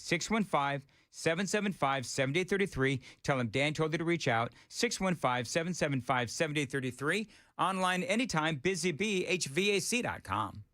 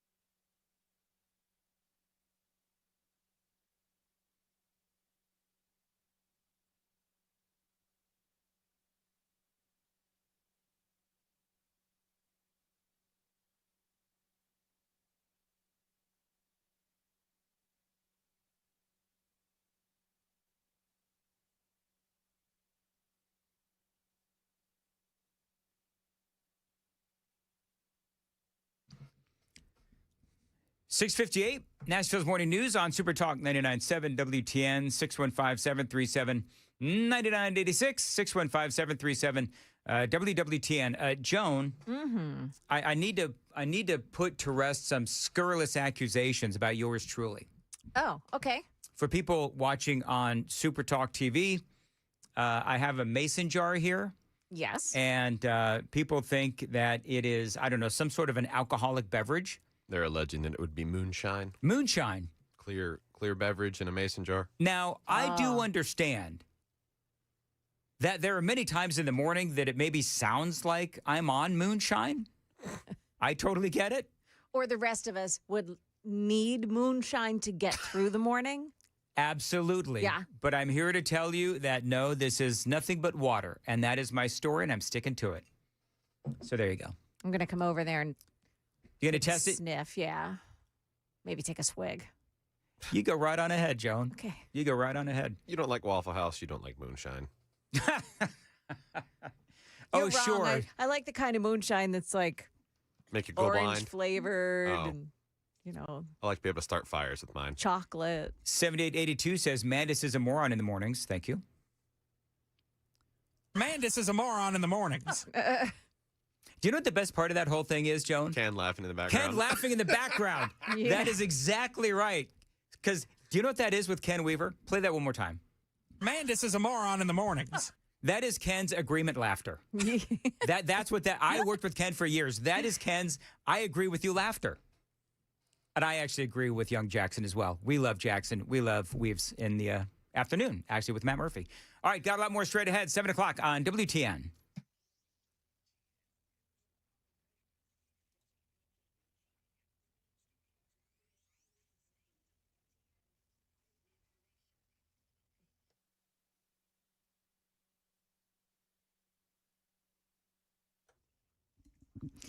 Good morning. I'm Joan Jones with your top stories. Got to watch for some strong thunderstorms later today.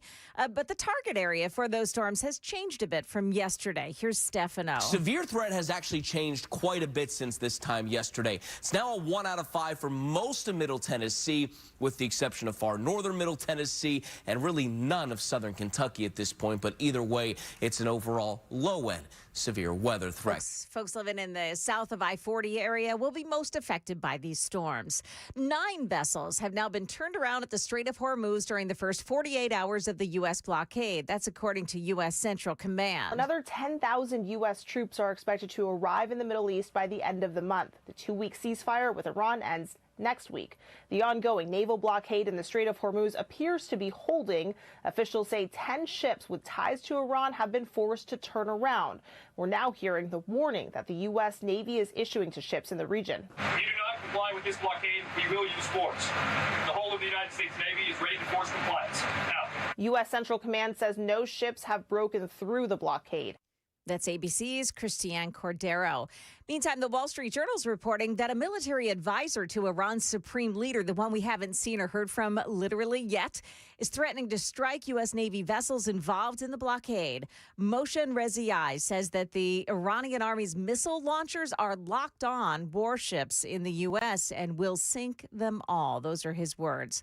By the way, we're expecting an update on Operation Epic Fury from War Secretary Pete Hegseth.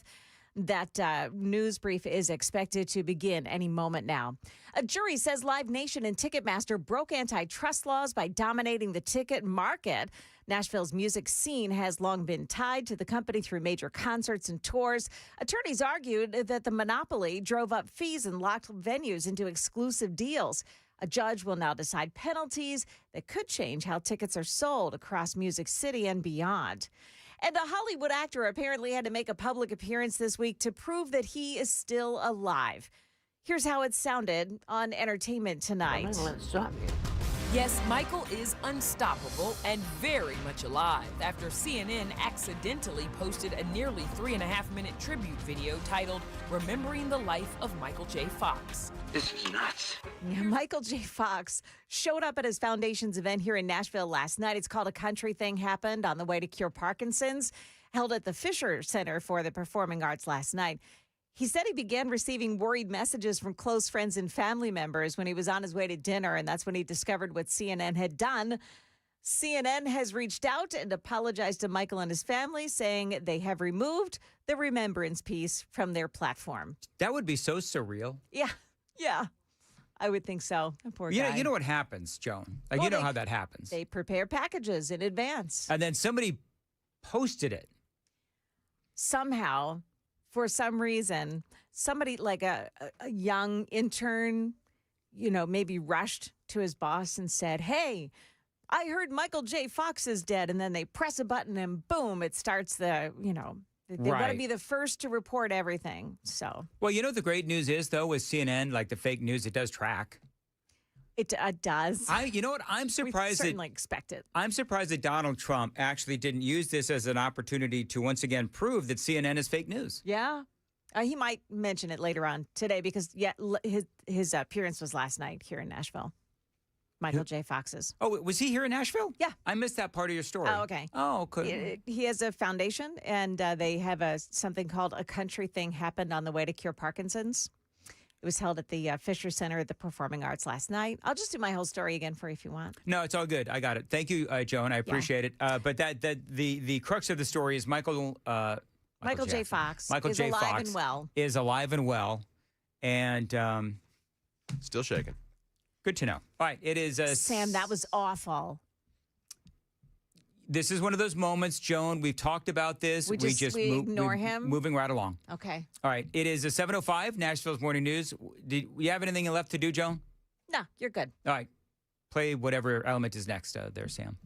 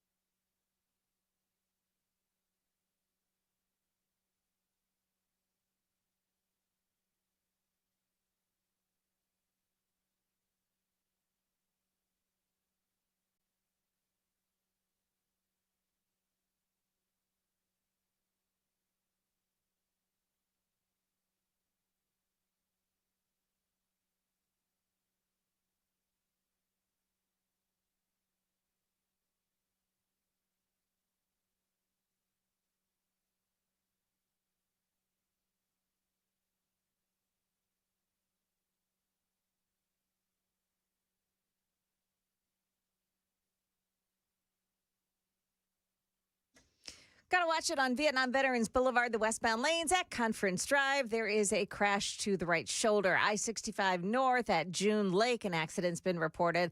Hillsborough, West End Avenue, the westbound lanes at I-440. A crash is jamming up traffic there. And 24 westbound side, 2 accidents. One in Murfreesboro at Medical Center Parkway. The other one is at the off-ramp from I-24 to eastbound Briley Parkway north. The off-ramp right side is blocked off. Traffic every 10 minutes every morning on Super Talk 99.7 WTN.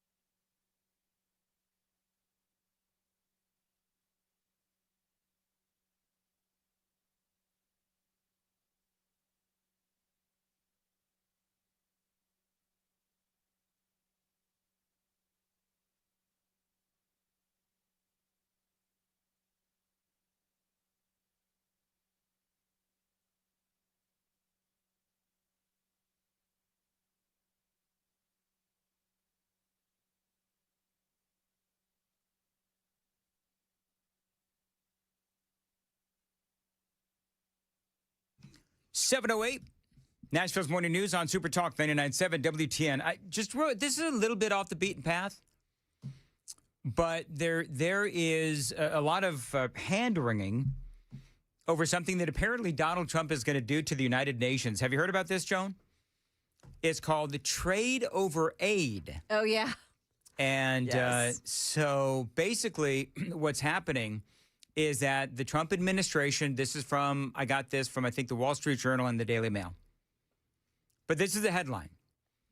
Trump takes a shot at the UN as he sends blunt America First message to the world, marking a major shift in the global order.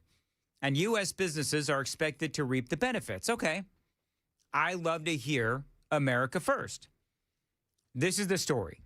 Because, you know, the United Nations, they give all this money, right? They give all this money to these. Do you remember when Donald Trump talked about crap hole countries? And he said, why are we giving all of this money to these crap hole countries? But he used the SH word. Because the point was that we give all of this money to these countries, and they never get any better. Like, never.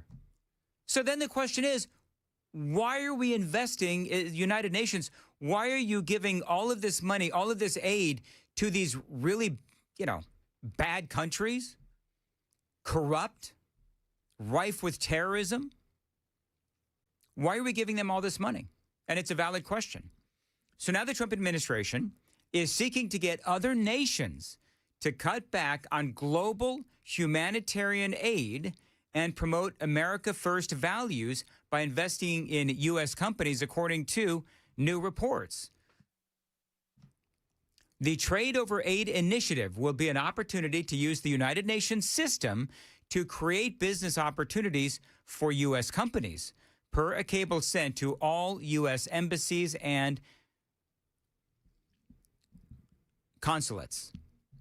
Now, in the cable reviewed by the Washington Post, Secretary of State Marco Rubio is now ordering all U.S. diplomats to issue this, I think they call it a demarche, an official call to action to all foreign nations by Monday that asks them to support the new initiative.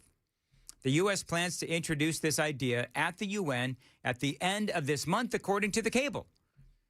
So you know how much money we give to these various nations? I'm just going to point some out, okay?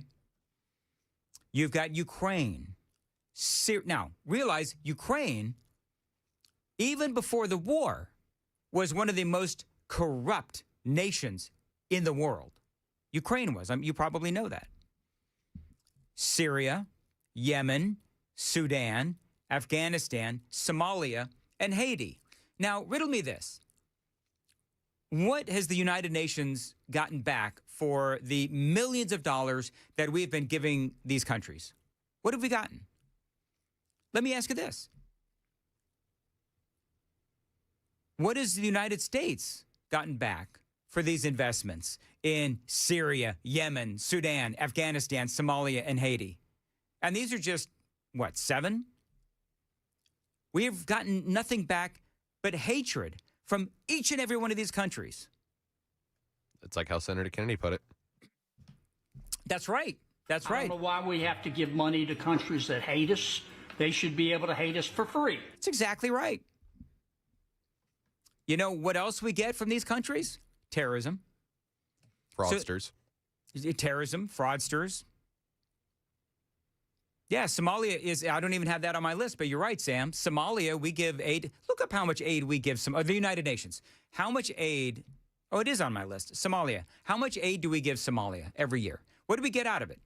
We get a bunch of Somalians to come to this country and rip off the American taxpayers. So the American taxpayers are getting ripped off in a couple of different ways. Number one, because the U.S. uses our taxpayer dollars to give to the UN, who then gives it to Somalia. The Somalians then come here and they rip us off with all of the Medicare fraud. Oh my God! How much do we give?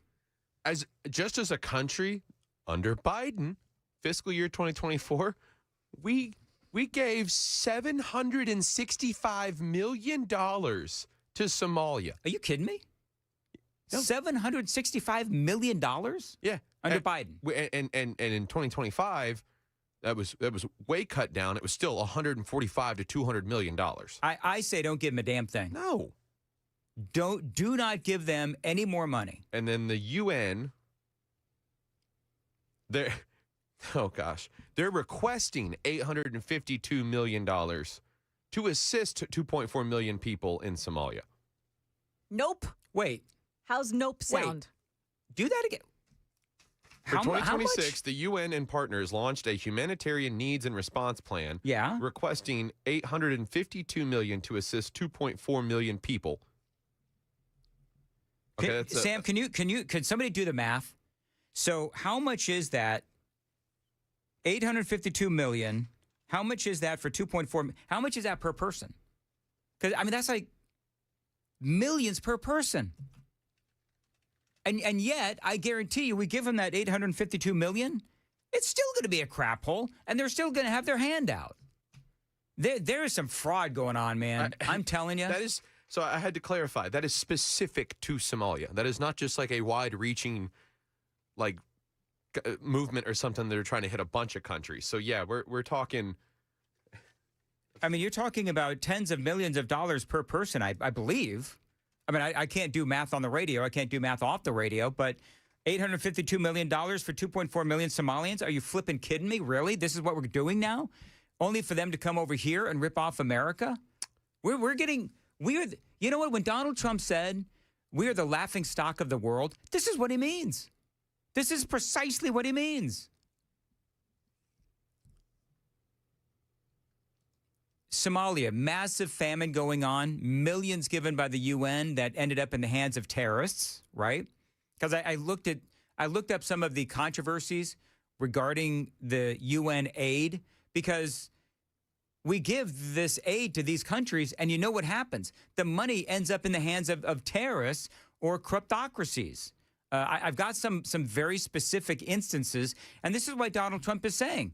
Why are we bothering to give these crap hole corruptocracies money when they can hate us for free, as Senator Kennedy said? Real quick, got to check the roads on WTN.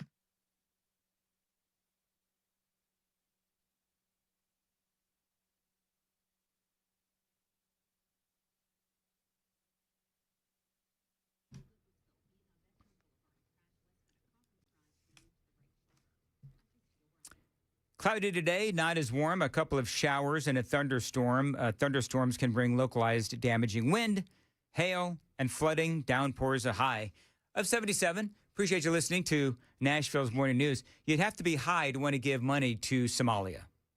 You'd have to be high to want to give money to Haiti or Afghanistan or Sudan or Yemen, etc. So in Somalia, they do have a massive famine going on. Do you know the other thing that I would wonder? So look up, I'm going to make my point. So how much did we give Somalia the last 3 years combined? That's what I want to know, okay? In Syria, the money that the UN gave ended up in the hands of Bashar al-Assad. Remember the oppressive regime that ended up gassing his own people and was incredibly oppressive. Afghanistan, of course, I mean, Tim Burchett has told us about this. Afghanistan, massive amounts of American aid from America and the UN going to the Taliban. And in Iraq, there was an oil for food program where Saddam Hussein took kickbacks from companies involved, and Saddam Hussein earned billions of dollars through that program. So how much money have we given Somalia over the last couple of years? I preface this question with another question, or the answer. Have you taken your blood pressure medicine this morning? No, luckily I don't need it as of yet. Ooh, you might. So in 2023 alone, we gave them $1.2 billion. So from 2023 to 2025, we have spent roughly $2.1 to $2.4 billion in U.S. Taxpayer-funded assistance to the nation of Somalia. Now let's compound that with the fraud in Minnesota, the potential fraud of Somalis in California. I would say we're looking northward of $20 billion in money spent on Somali-related events. And you know what the crazy thing is? They're still dealing with famine, right? Yeah. They're still dealing with the fact that they're a crap hole country. So the question is, where does all that money go? Because it's not going to the people of Somalia. I mean, it's going to the corrupt government. Perhaps it's going back into the coffers of politicians here in America. It could be going to any number of places. But, I mean, you look at this and it's like, oh, my Lord. So I totally get why Don just going full circle. This is why Donald Trump is saying we should not be giving a bunch of money to these corrupt nations.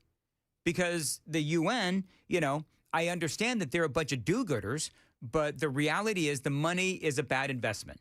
And if there's one thing that Donald Trump understands is its investments. According to the stories, the Trump administration is going to say, and again, this is going to be a big deal on Monday, for decades, government aid has been flowing from developed to developing countries with only limited impact, according to one of the notes the outlet obtained. It has not solved the world's economic development challenges, and it has often created dependency, inefficiency, and corruption. And you know what's going to happen.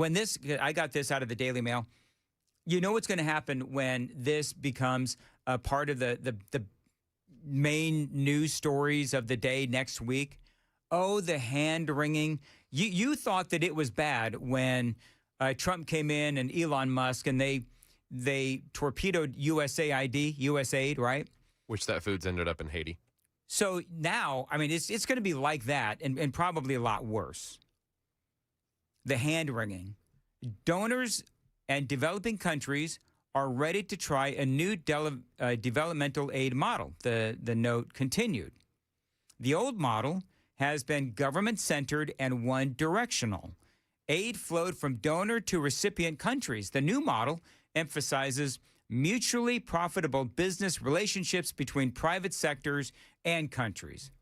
The State Department also argued that private businesses has developed all the world's successful economies, not government aid. That is absolutely true. So this is going to obviously annoy the UN because they just, again, a bunch of do-gooders.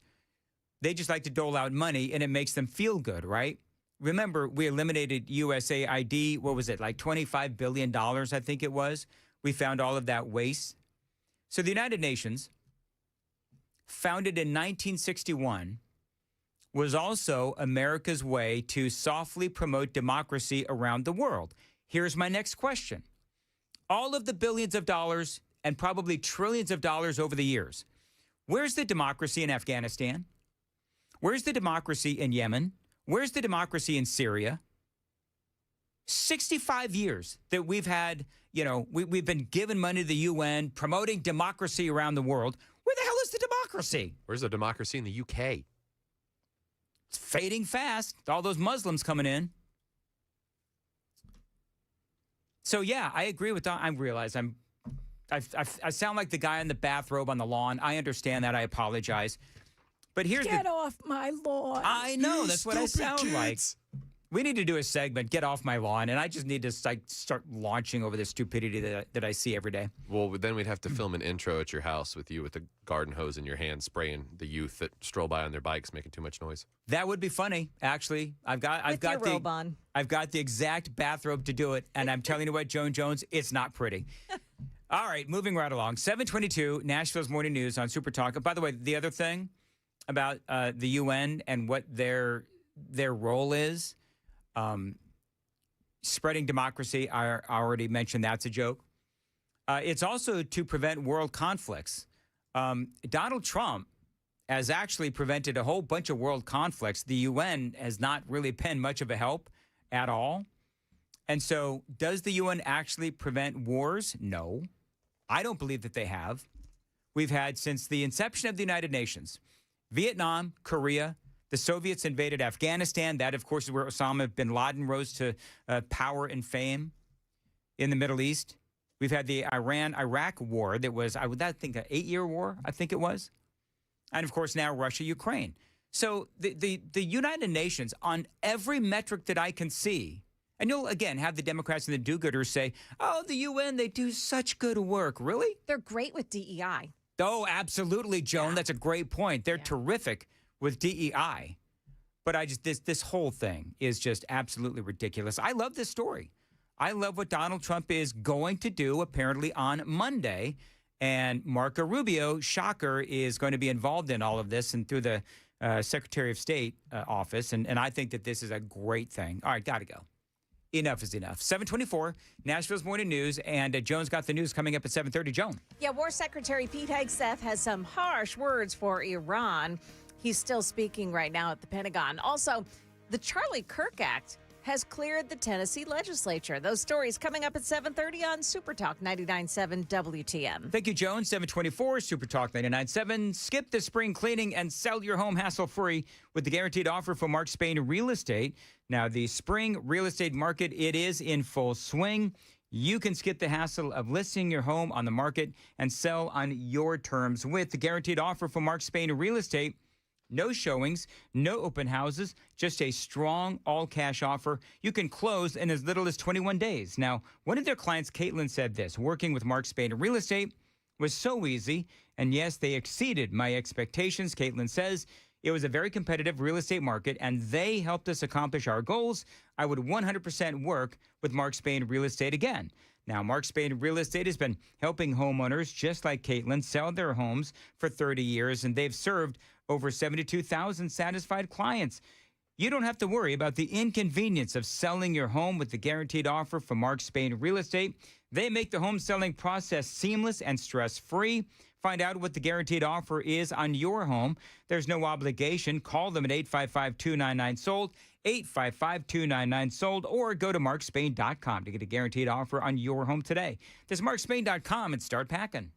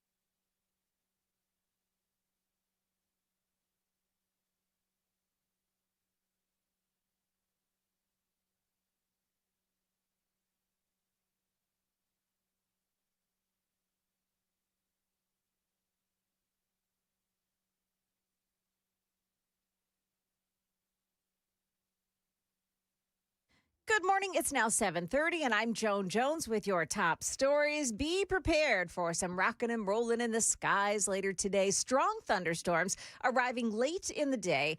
And Stefano tells us that there's no chance for tornadoes, but plenty of rain. Could there be some ponding in some areas? Absolutely, because when the ground is this dry, it actually takes a little bit of time to absorb all of that rain. So if you get caught in a good downpour, you live in a spot with poor drainage, that's where we could see some issues heading into the afternoon and early evening. And the areas south of I-40 are expected to be most affected.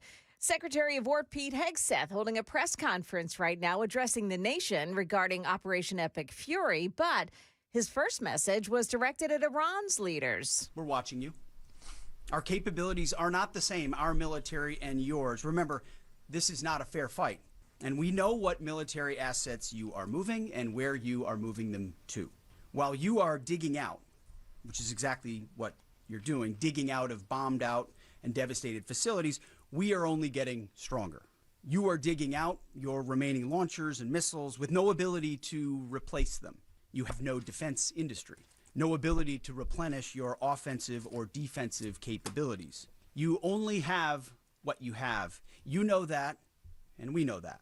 The press conference with General Dan Kane, chairman of the Joint Chiefs, still ongoing. We'll bring you any breaking news from that press conference. The Tennessee legislature has passed the Charlie Kirk Act, setting guardrails for conduct on state college campuses. Here's News 2's Tori Gessner. Under the bill, public colleges and universities couldn't shield students from offensive or controversial ideas just because people don't like them. That includes uninviting guest speakers because of protests. Students could be suspended or expelled for staging walkouts or holding signs if it disrupted an event or blocked someone's view. But students couldn't be retaliated against for their religious or political beliefs on topics like abortion, homosexuality, or, quote, transgender behavior, even if they're unpopular or controversial. Now, the bill is headed to Governor Lee's desk for signing. That's the latest news, traffic, and weather next. I'm Joan Jones, WTN News. Thank you, Joan. It is 7:32 on Super Talk 99.7 WTN. I want to tell you about my friends at the Wellness Institute of Nashville. I say that they're my friends because they helped me a lot with my chronic back and neck pain. If you've got that chronic back or neck pain, and if you've got sciatica, slip or bulging spinal discs, herniated discs, spinal stenosis, numbness or weakness in the arms and legs, fingers or toes, it can all be a past memory when you check in with the Wellness Institute of Nashville. You know what they specialize in? Non-surgical spinal decompression. They've got the best you'll ever find here in Middle Tennessee. Now, I went through it. A lot of other folks have gone through it as well. And right now, you can get it for a lot cheaper than usual. 47% off that non-surgical spinal decompression right now at the Wellness Institute of Nashville. You're going to feel a whole lot better, and you're going to get it for a whole lot cheaper. Now, the spinal decompression is not the only thing that they do at the Wellness Institute of Nashville. They've also got robotic lasers, anti-gravity machines, cryo machines, stem cell stimulation machines, all at the Wellness Institute of Nashville. And again, right now, 47% off non-surgical spinal decompression. Tell them Dan Mandis told you to reach out, 615-246-5009, 615-246-5009. Find them online anytime at painisbad.com. That's painisbad.com.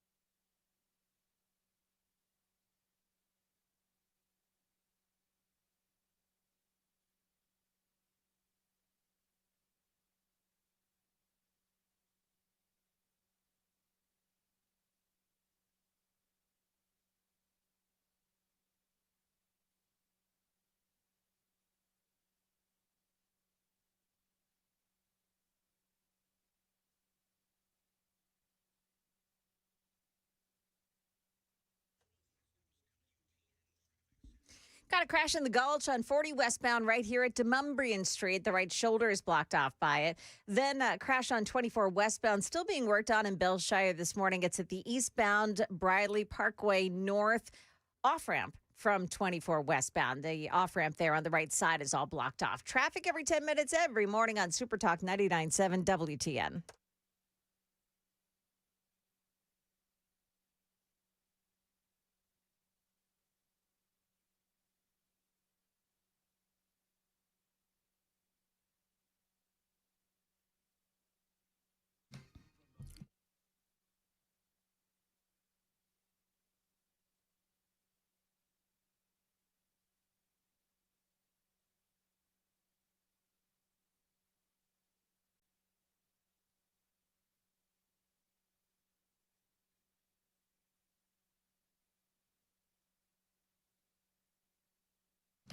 $7:37, Super Talk 99.7 WTN. Hey, Joan.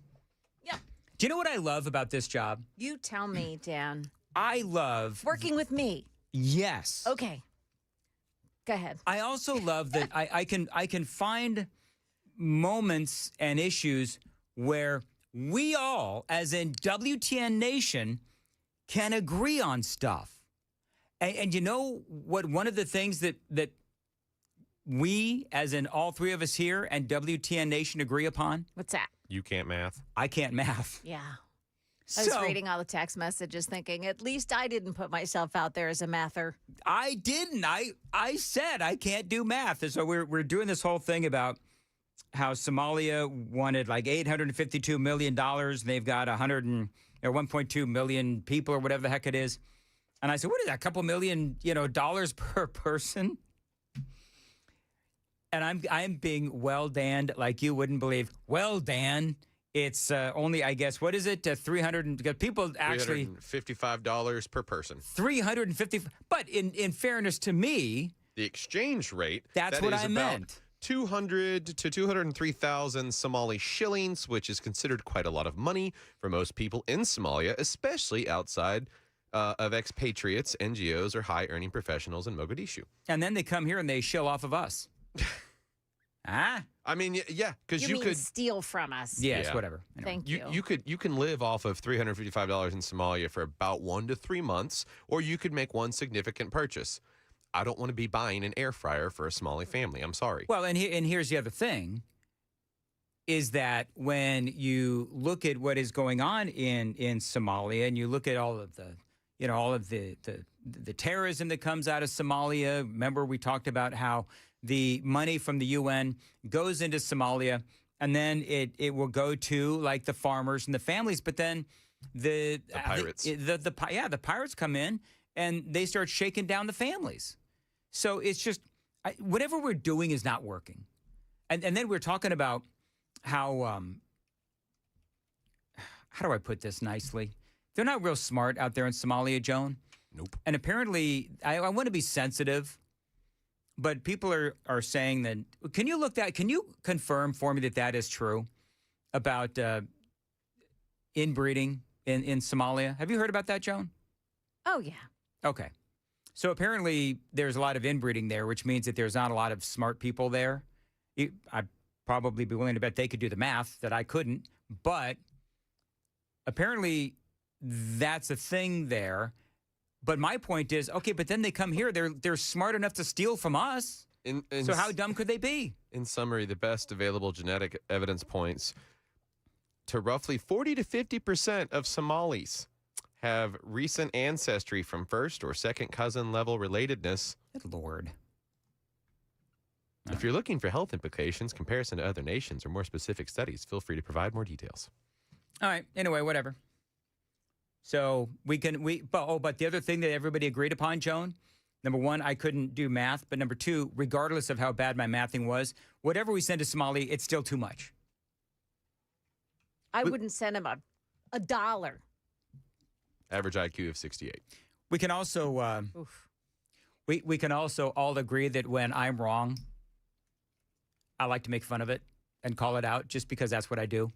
I don't know if that's the smart way to do broadcasting or not, but I do it. Mandis is a moron in the morning. That's exactly right. You know what we ought to do? We should have the Mandis is a moron moment, like every morning. And so we'll find one of these moments where clearly I'm wrong about something or I say something silly or stupid. We just play that, and that could be like the intro to the bit. It's Mandis's moronic moment of the morning. And we could have like Dr. Mitchell sponsor it. That'd be cool. We could do it like every day. Thrilled. Whatever. Hey, do you agree with President Trump? Okay. We're not going to let the show devolve into making fun of me. There's a lot going on. Pete Hegseth, Joan. Yeah. So you are watching this press conference. I want to play some audio. You played a little bit of audio. I want to play some audio on what Pete Hegseth, as he is giving details, military details, with the hour taking over of the Strait of Hormuz. And so this is going to be, because I'm broadcasting, I can't listen to all of this, but I think I know enough to comment on it. Look how well that went last segment. This is Pete Hegseth and a Secretary of War talking about what we're doing in the Strait of Hormuz. He continues to implement an ironclad blockade and ensures that our forces are maximally postured to restart combat operations should this new Iranian regime choose poorly and not agree to a deal. And that is what we urge this morning, that this new Iranian regime choose wisely, which is where we'll start with a message to Iran's military leadership. I think this is what you played, Joan. This is rather epic. To the KH leadership and IRGC leadership, we're watching you. Our capabilities are not the same, our military and yours. Remember, this is not a fair fight. And we know what military assets you are moving and where you are moving them to. While you are digging out, which is exactly what you're doing, digging out of bombed out and devastated facilities, we are only getting stronger. You are digging out your remaining launchers and missiles with no ability to replace them.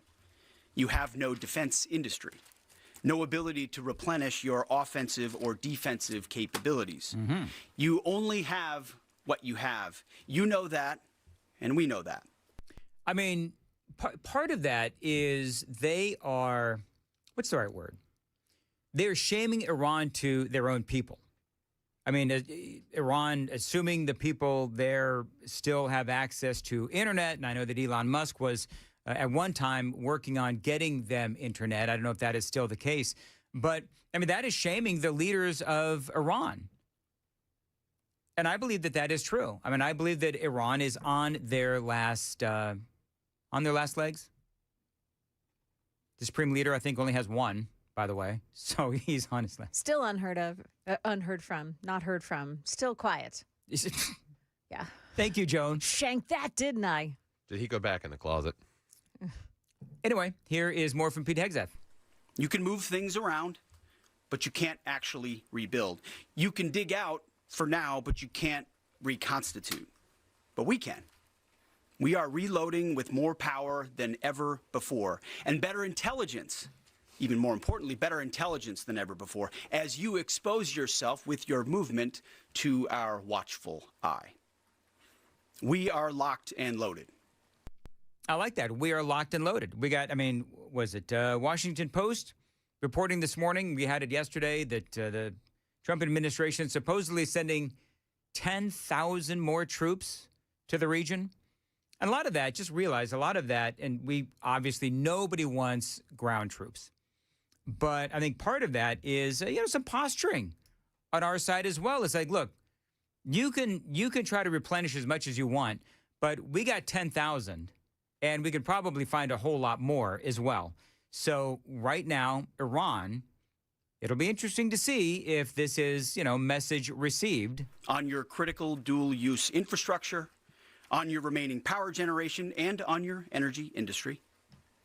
We'd rather not have to do it, but we're ready to go at the command of our president and at the push of a button.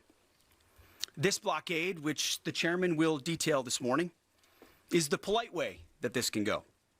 Your energy is not moving and will not move, and we can do this all day. But it's not destroyed yet. Your energy industry is not destroyed yet.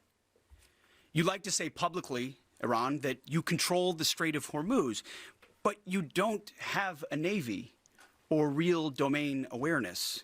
You can't control anything. To be clear, threatening to shoot missiles and drones at ships, commercial ships that are lawfully transiting international waters, that is not control. That's piracy. That's terrorism. Well, Iran certainly knows all about terrorism. It is 7:45 on Super Talk 99.7 WTN. The Super Text line is open, 615-737-9986, 615-737 WWTN. Very active this morning. A lot of people getting the sense of humor this morning. I do appreciate that. Time to check the roads on WTN.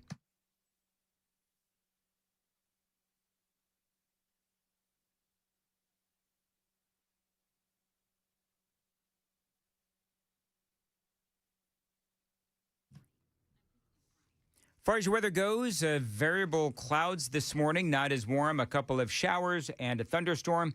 Thunderstorms are going to bring localized damaging wind, gusts, hail, and flooding downpours with a high of 77. Appreciate you listening to Super Talk 99.7 WTN. So Pete Hegseth, we're just playing, some audio from his now completed press conference. He had a lot to say. And, to be honest with you, I like what he is saying. I do find it rather curious as to why he would come out and do this now. And Joan, I may be over my skis on this, and you're always one to tell me when I am. Okay. But we keep hearing from the Trump administration that Iran is ready to come back to the table, that their economy is in tatters, we've taken over the Strait of Hormuz, et cetera, right? That's what we keep hearing. Well, why is then Pete Hegseth going out, Secretary of War, going out, and basically, and I just played the audio, why is he going out and talking trash? If they're ready to come back to the table, if they are weakened, then why are we coming in with this kind of attack? It sounds like our actions have already been amplified enough. We don't need to come in and start talking tough. This is the point where we say, okay, look, we know that your economy is dying and all of these other things. Let's just talk. It's time to just talk. But Hegseth comes out and does all this. And so I'm wondering why this is the flex now. And again, I could be wrong. And apparently Joan is going to tell me I am. Go ahead, Joan. Well, no, what I'm thinking is that this is an inducement. This is Pete Hegseth and the administration's way of saying, listen, we don't want to bomb you to smithereens because, clearly we have the advantage in every metric, the military, the ability to make new and to process military equipment and everything having to do with the military. You've got your people against you. There's so much that's wrong. Financially, they're being killed right now. Yep. But we don't want to drop that serious bomb on you and destroy everything you've ever seen in your lives. Just come to the table because they're still holding out. So what the president's trying to do is just induce them to come to the table. Just come to the table. Don't be knuckleheads. Get here to the table. I don't want to hurt you. I don't want to hurt you. Yeah. This is going to hurt us more than it's going to hurt you. Yes. Actually, no, it's not. Trump is just itching. Yeah. I believe that Trump is itching for a fight, even more of a fight with these folks. But the thing is, and I've been saying this forever now, we're really good at blowing stuff up. And I get that we're really good at blowing stuff up. Love that we're good at blowing stuff up.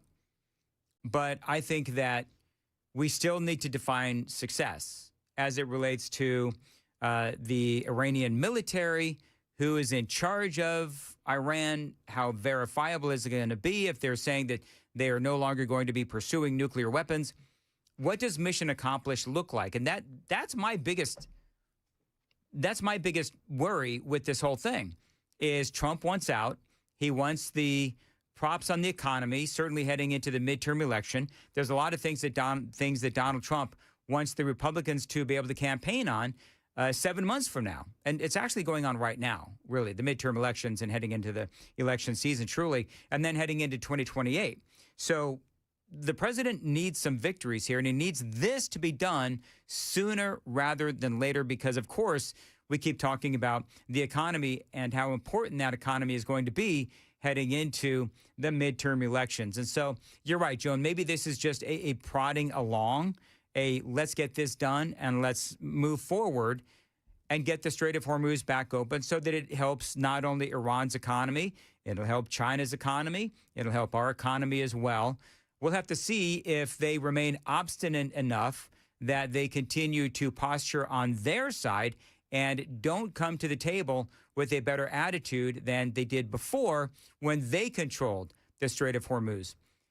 We've got them by the you-know-whats, in my opinion. We've got them by the you-know-whats. And so now it's just a matter of them saying, okay, uncle, we're going to come to the table. And we're going to come to the table with a better attitude and more willing to negotiate now because you have our economy basically in your hands. So we'll have to see what happens. Ultimately, I do like what Hegseth did today. It's over. It's been over for a minute now. I'll see if I can find another piece of audio for you. But coming up after the news at 8, we talked about what is going on. We did this yesterday. We talked about what's going on in that Middle Tennessee high school where they're allowing the Muslim kids to get out of class, or if this was for Ramadan, get out of class. They can pray and all of that kind of stuff. Kathy Henners. We did. Kathy Henners is going to join us a little bit after the news at 8 o'clock and talk about really what this means as far as what they were doing here in Middle Tennessee and how this is something that has been going on not only in Tennessee, but actually across the nation. That story is coming up for you at 8 o'clock on Super Talk 99.7 WTN. Right now, though, coming up at 8 for the news. Joan, what do you got? Yeah, coming up here, we're learning more about that serious crash on I-24 this morning that held things up for almost 6 hours. It turns out it was a deadly accident. We've got details on what happened there. Also, some storms headed our way for later on this afternoon. Some details from Stefano coming up as well. That's happening here at 8 o'clock on Super Talk 99.7 WTN. Joan, what area code is 414? Is that Wisconsin? 414? 414. Yeah, I'm going to look that up Wisconsin. for you right now. Anyway, shout out to a new listener, the 414 checking in. New listener here and new to Nashville. St. Francis, Wauwatosa, and West Allis in Wisconsin. Love your show. Keep up the good work. Thank you, 414. Welcome to Tennessee. And since you're enjoying this show, clearly you come here with the proper attitude and not some of those Minnesota, or I should say Wisconsin values that we have seen so often from people from Wisconsin. Although Trump won Wisconsin in the last election, right? So that's good. So anyway, welcome to Tennessee. 7:53 on Nashville's Morning News on Super Talk 99.7. And I know what I'm going to get. I know from people on the Super Text line, don't welcome people into Tennessee. We're full. I understand that. I understand that still. And by the way, 414, go to In-N-Out Burger.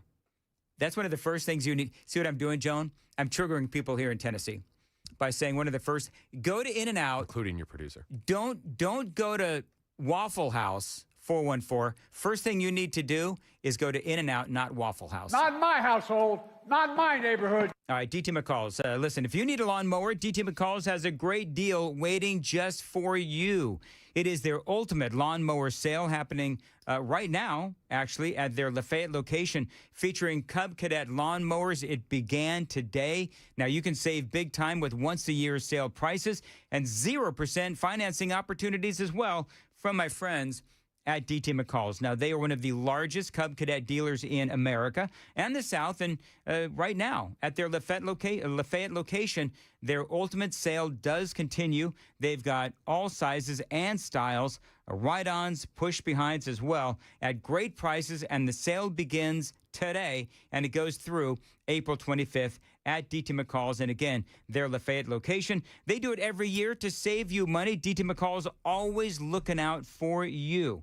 Now, these folks at DT McCall's, great Tennesseans, great Americans. They have as many of their items made right here in Tennessee as possible. You keep it local. You shop local. Shop DT McCall's.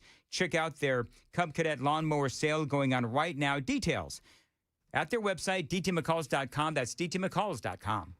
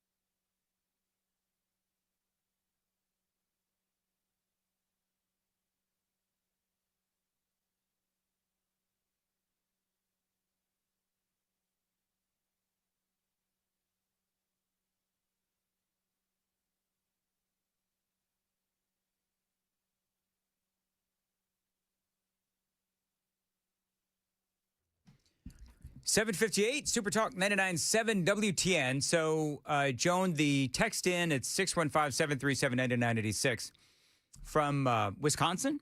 Yes. Has spurred others to text in as well from other states that are listening online, like 678. Georgia is listening to us as well. And Georgia was a first-time texter, as a matter of fact. Nice. Ciao. Good morning, Nashville's best radio talk show until Sam starts singing. And then said person said, love Dan's hat today. Great hat selection. Thank you, Georgia. A lot my of people. brother listens in Florida. Who does? My brother. Oh, your brother listens in Florida? Yeah. Cool. Yeah.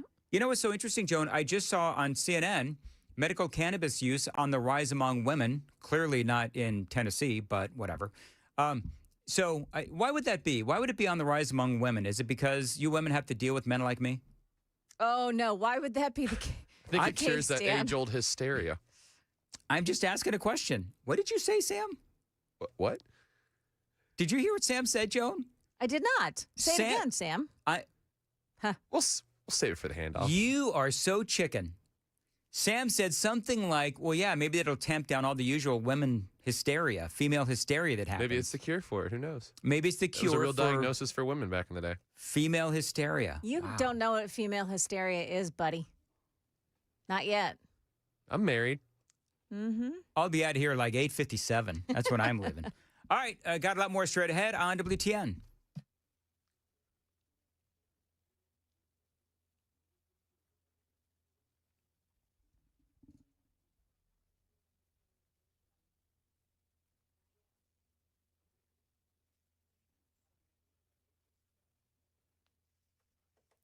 Good morning. It is 8 o'clock. I'm Joan Jones with your top stories. And for the most part, we're looking at a partly cloudy day today, highs around 80 degrees. But this afternoon, there is a chance of strong thunderstorms. Channel 4's Stefano DiPietro telling us these are your garden variety storms. The important thing to remember, there is no tornado threat to be concerned with. Your hail threat, your high wind threat, those are very low overall. Heavy rainfall is a little bit more elevated, but the ground is so dry.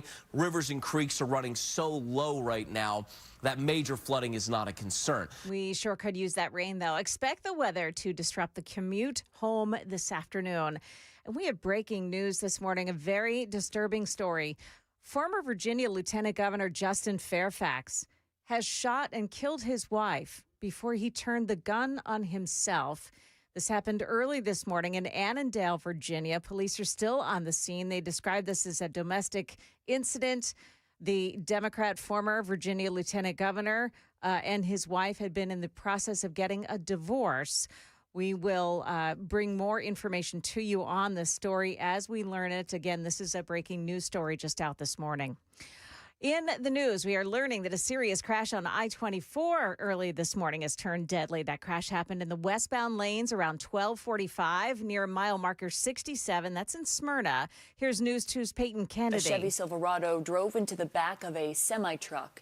The passengers in that Chevy were killed. They are identified by THP as 72-year-old John Marlett and 58-year-old Lisa Wilner.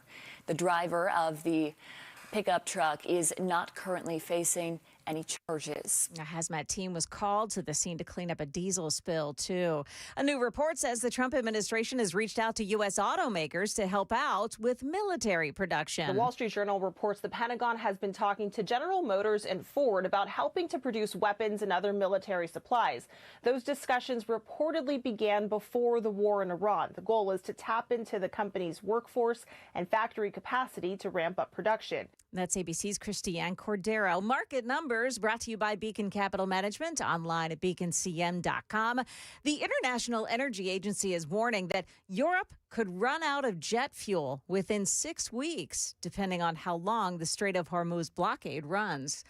And a half hour before the opening bell here, and stock futures this morning on the flat side after a record-setting day for the S&P and the NASDAQ. The Dow futures, however, now are up. We're up 124 points on Dow futures. NASDAQ futures gaining 41. S&P futures are plus 9. That is the latest news, traffic, and weather next. I'm Joan Jones, WTN News.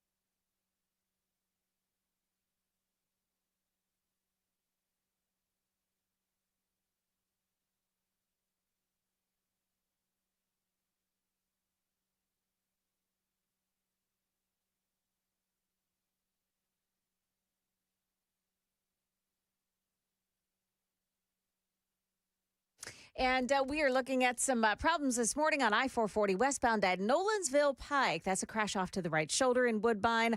Also 65 south in Talbot's Corner just before I-24 north. You've got a crash that takes out 2 left lanes. And in the Gulch, right, I-40 westbound at Demumbrian Street, the right shoulder is blocked off by a crash. Traffic every 10 minutes every morning on Super Talk 99.7 WTN.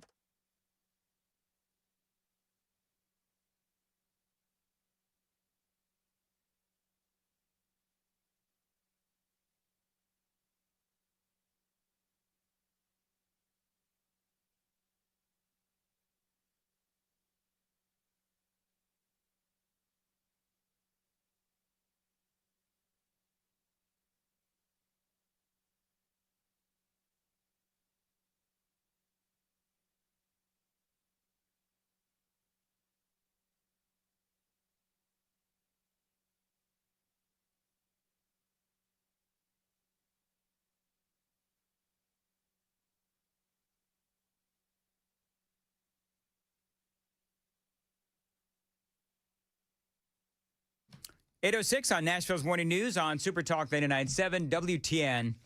I think, Sam, we've caused a little thing where people are chiming in and letting us know where they're listening to us from outside of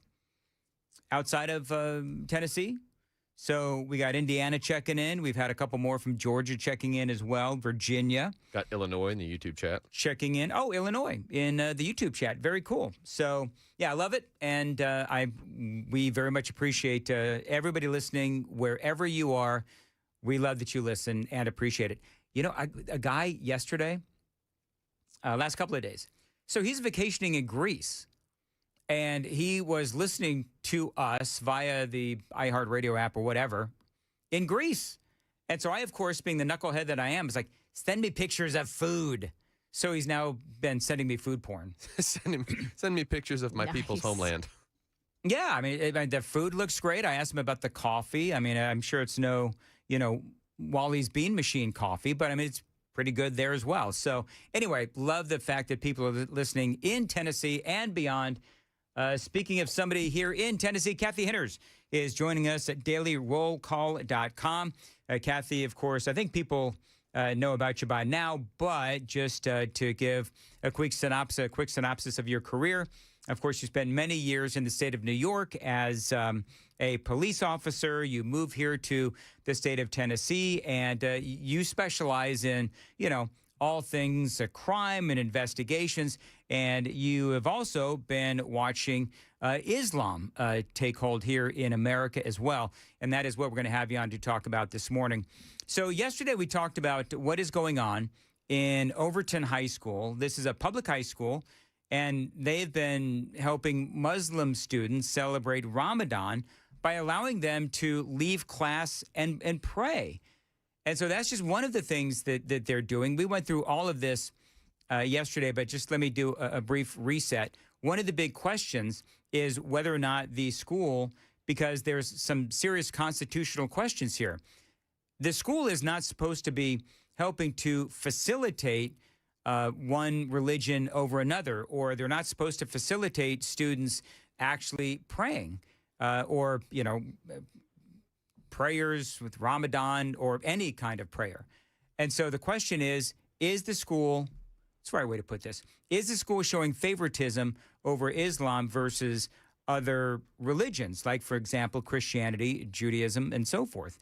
And so what the school is doing is they've got a bunch of teachers that are, I'm going to air quote this, volunteering to help with these 80 or so students that have been leaving class, going to specific places on school grounds to pray during Ramadan. That's number one. Number two, I guess during Ramadan, they actually fast. And so they go to these food-free classrooms where there's no food so that they don't have to, deal with, food during Ramadan, fasting, and the whole thing. And it does seem to me like the school is, I don't know if I would call it organizing, but they are certainly facilitating these students and their prayers and celebrating Ramadan and so forth. As a matter of fact, Jonathan Skermetti who is Tennessee's Attorney General, I did play this yesterday, was talking to Michael Patrick Leahy about all of this and whether or not this was constitutional. Is the state of Tennessee looking at that issue? So there are a number of potential avenues there. The basic civil rights laws that apply to education don't cover religious discrimination. So there may be some other state laws. We'll find out. But it fundamentally goes to the difference between the Establishment Clause and the Free Exercise Clause. Free exercise says the government can't stop you from practicing your religion. The Establishment Clause, as interpreted, and as we hear about every time the legislature tries to do anything these days, says that the state can't, well, it says something different, but it's been interpreted to mean the state can't participate in promoting particular religious viewpoints. So if the school is dedicating resources to something, that's a very different situation than if the students are self-organizing. Well, I expect that we'll be hearing more about it one way or another. So the question is, what does the term organize mean? According to the story, the school is allowing students to leave class and pray in a space reserved on campus. The school is offering food-free classrooms during fasting, so at lunchtime, these students have a place to go where there won't be any food. 10 teachers are volunteering to make that happen. That seems like they are facilitating organization or organizing this. I guess it depends on how you are going to define organization. There is a specific instructor or employee on campus, Al-Nadir Muhammad, that is paid by the school, by taxpayers, I assume. And this is a person who is helping to facilitate all of this. And so, again, this is a school, a building or buildings paid for by taxpayer dollars that is being utilized by these students to celebrate Ramadan. So it does look to me like the school is organizing this. And, you know, people always like to say, oh, well, you know, you can't, people on the left, not allowed to pray in school. You're not allowed, taking God and the Bible out of schools and so forth. Well, okay, if this were, you know, Christians that were, you know, praying and, you know, utilizing the Bible and doing some sort of a prayer thing in a classroom, the left would be up in arms over this. And so, Kathy, I don't know. I tried to retrace as much as I could from this story yesterday, but, you know, you're watching this whole thing play out at this high school. This is Overton High School in Nashville. What are your thoughts on this? Well, I think parents need to be asking a lot of questions, number one. But when you have temporary accommodations that turn into permanent demands, it's political Islam. Political Islam is a complete way of life for Muslims that dictates everything that a Muslim does. So now it's dictating what non-Muslims must do. So some of the questions that parents need to be asking, one of the things is I've heard that they've removed pork products from the lunch menu. I want to know if that's true, because that would include, you know, pepperoni, sausage, bacon, animal fats, which everything is cooked in basically lard, you know, gelatin of any type.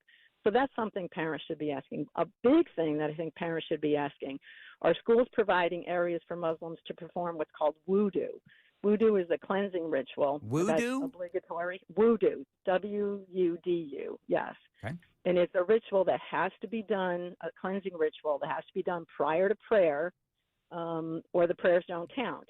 It's 8 steps, and it has to be uninterrupted, or the prayer ritual is invalidated. So then they would have to start that all over again. There's no specific time frame for that, but it's 8 steps. They have to cleanse from their head down to their feet. And so if it would be invalidated if another student, a non-Muslim, walked into, say, the bathroom where they're cleansing themselves, then it would be invalidated. If somebody passes gas or even goes to the bathroom, prayers are invalidated at that point. So the ritual has to continue. So that would be something, because they have to have a particular, you know, like a sink or something that they can perform wudu in, but they have to go all the way down to their feet. So we'd be looking for what's called wudu stations. And so I would be very interested to know if this is happening. And again, there's no time frame, but that's cutting into the 15 minutes of prayer. I think parents need to be asking about the on Fridays, it's called Juma prayer. It's their basic Sabbath, but students are supposed to actually leave the school to go to the mosque, which is obligatory on Fridays to attend mosque. Mm-hmm. That happens, you know, midday. So are students allowed to leave the actual schools for an hour, and it takes about an hour. So that's something else that they need to be asking. Well, and Kathy, it sounds like, and people are chiming in here, 1349, Amazon has facilities for those exact situations. That's a private business. They're allowed to do whatever they want.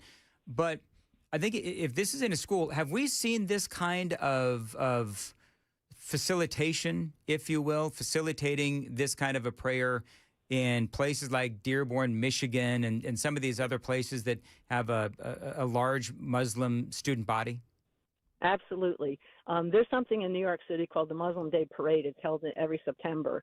And what's interesting about that is they actually have the mobile wudu stations that line the streets of New York City, and the Muslims start preparing. Of course, you have to have men separate from the women. But what bothered me is seeing actual Muslim police officers in full uniform wearing a kufi, which is the hat, or the women wearing the hijab with the uniform, and then performing wudu on the streets of New York City. Wow. So, it is happening everywhere. Dearborn, Michigan, Hamtramck, Michigan, those places are pretty much done. The entire government, the local government, is being run by Muslims, which is an entirely different thing. One thing, too, I wanted to mention, the Muslim prayer that they recite between 17 and 18 times a day, called the Al-Fatihah, the first surah of the Quran, it states in part, and this is interesting, it says, "Guide us to the straight path, the path of those whom you've bestowed your grace, not of those who have earned your anger," which is the Jews, "nor of those who went astray," the Christians. I can't imagine, Christians reciting a prayer 17, 18 times a day not to be like Muslims. And so this prayer is recited. It was just recently recited in the Capitol by the executive director of AMAC in our own Capitol. She did it in Arabic and then said, well, we recite this prayer 17, 18 times a day. That's bothersome. I think, that the fact that they're reciting these prayers that many times a day saying, oh, don't let me be like the Christians or the Jews, that's a problem, but here we are allowing it. And Overton is just one of the schools. Apparently, Martin Luther King, I believe Hume Fogg might be doing it. And then you have Valor Collegiate Prep School, who's boasting that they don't just allow prayers, during Ramadan and have the special bell that rings. They do it all year long for students to know when prayer time is. Well, Kathy, I got to ask this question. Okay, well then, there's got to be a student organization on campus that, I don't know, maybe might ask for the same thing that the Muslim students are asking for. Like, what should happen if I'm a parent who's a Christian and I have Christian kids and they go to, Overton High School, then maybe what they need to do is they need to form a prayer club, and they need to ask for the same accommodations. That's what I would do. Absolutely, absolutely. But we do know that I think it's specific to Overton, but it is in a lot of other schools. It's called the Muslim Student Association. You and I have talked about this before, and people don't seem to get it. It is a Muslim Brotherhood entity. It is a front group for the Muslim Brotherhood. And they do have one. You talked about the facilitator that's hired by the school. He is a member of the Muslim Student Association. I believe it says that right in the Nashville Banner article.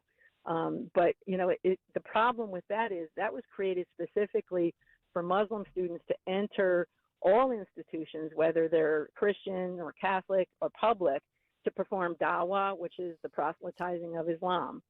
And it's not just in high schools anymore. It is now in middle schools and elementary schools. But they started out in colleges and universities. And so, when you have these type of organizations, you're going to have to meet the demands, because then CARE steps in, and everybody should know about the Council on American Islamic Relations, which is also Hamas. And so, there's a lot of problems, but what people don't get is the Muslim Brotherhood, a designated terrorist organization over in the Middle East, Saudi Arabia, Jordan, Egypt. Congress has tried in our country to designate them. The problem that they're finding out is the Muslim Brotherhood here in America has not used violence to intimidate or to cause problems. They haven't been related to any problems here, but they are funding terrorist organizations. So there's so much, we've talked about so much of this before. But I think knowing that this is in the schools, and like I said, it isn't just an accommodation anymore. These are demands. Yeah. And so, we know that AMAC had sent the Metro Nashville schools these demands, going so far as they even want students to learn about Ramadan. They want instruction on what, these specific holidays are and why they do the things they are. So, but Kathy, that is also unconstitutional because you're not supposed to. The schools are not allowed to either show preferential treatment or try to entice, if you will, kids to become any religion, Islam being one of them. And I believe they're sponsoring it. They use different words, but when you go to the extent in which they have using public funding, it's more than that. And so, people know, or they should know, or I think people are starting to understand, the ultimate goal of Islam is to be dominant. They say that. They don't hide that anymore, and that Sharia will be the law of the land. Everything that we just talked about happening in these public schools falls under Islamic law. Those are things that Muslims cannot do.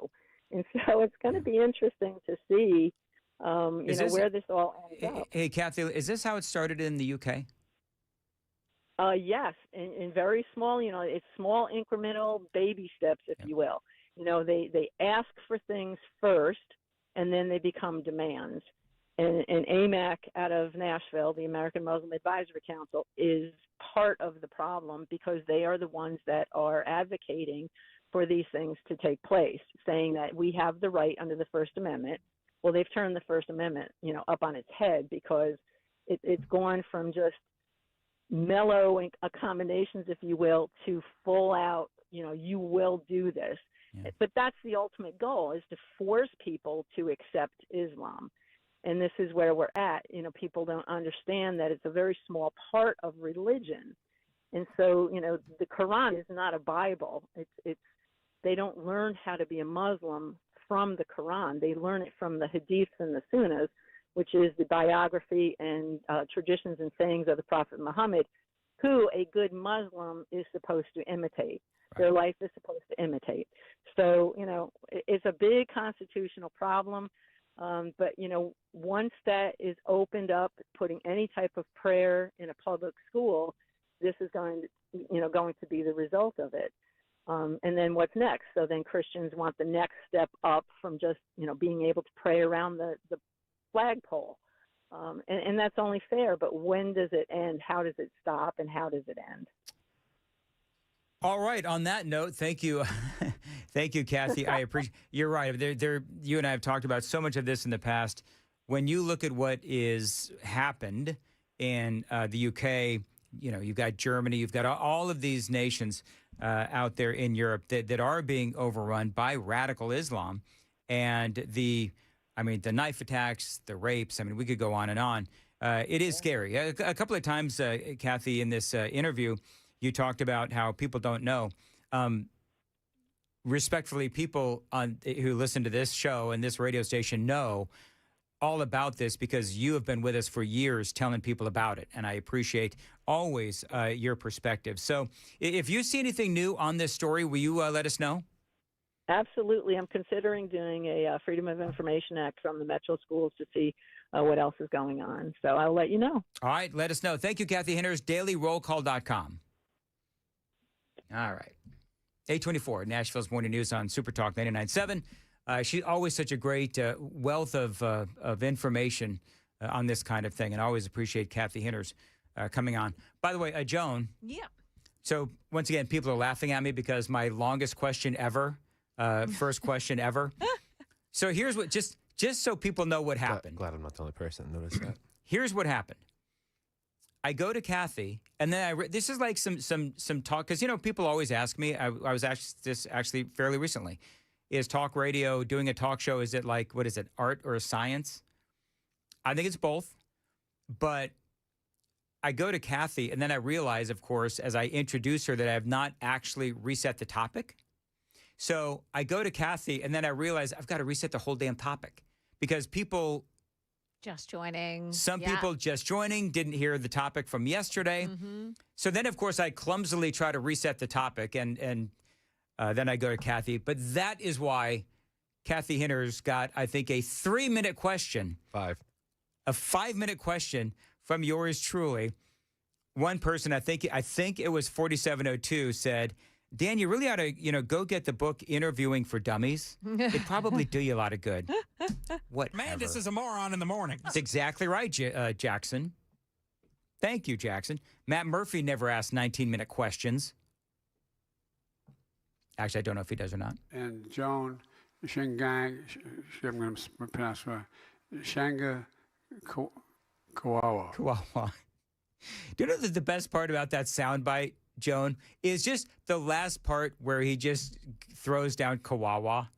It's just like you can, there were times with Joe Biden where you could actually hear the give up in his voice. Yeah. And I think that was one of them. Anyway, 826, Joan Kawawa is got the news at 8:30. Joan, what's coming up? Yeah, we have some details now regarding a murder-suicide involving a former Virginia lieutenant governor.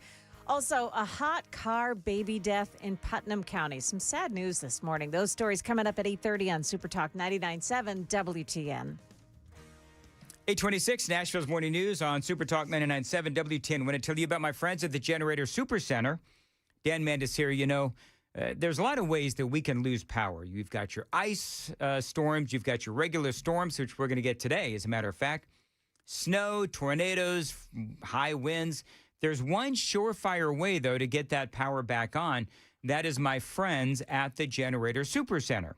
Now, a backup generator from the Generator Super Center, that is what you can do to ensure that your power comes right back on. The Generator Super Center is the nation's #1 Generac generator dealer. Now, they feature a number of things. Number one, turnkey installation, certified electricians and plumbers, maintenance and service after the install, and a whole lot more. This is why I love the Generator Super Center. Now, let me tell you how it works. Bottom line is, if you've never been involved or had to deal with a power outage, it's terrible. The power goes out in your neighborhood. Well, if you've got a backup generator from the Generator Super Center, the power in your home is going to turn right back on thanks to that backup generator. So your family's going to have power. Your family's going to have the ability to cook and do whatever else it is that you need to do thanks to that backup generator from the Generator Super Center. They're never going to leave you in the dark. Financing is available, and they're waiting for your call. By the way, another reason to love the Generator Super Center, their generators are made right here in the U.S. of A. 615-879-1952, 615-879-1952, Generator Super Center of Nashville.com.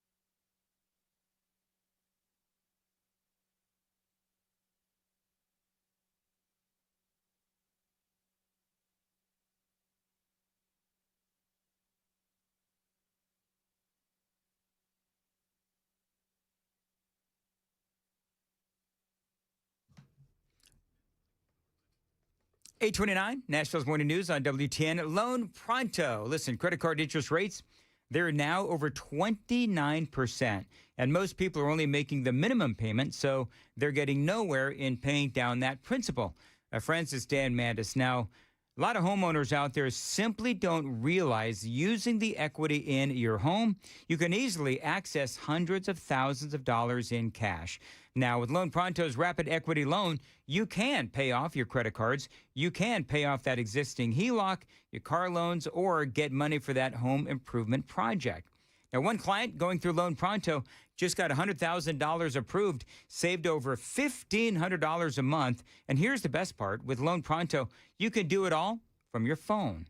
With zero out-of-pocket expenses, no hard credit pull up front, no appraisal, no long, drawn-out bank process, and no touching your first mortgage. Now, rates right now are near 3-year lows, so you got to act right now with Loan Pronto. Find them online, loanpronto.com, to see how much money you can save in about 60 seconds. Loan Pronto, 2,800 5-star Google reviews.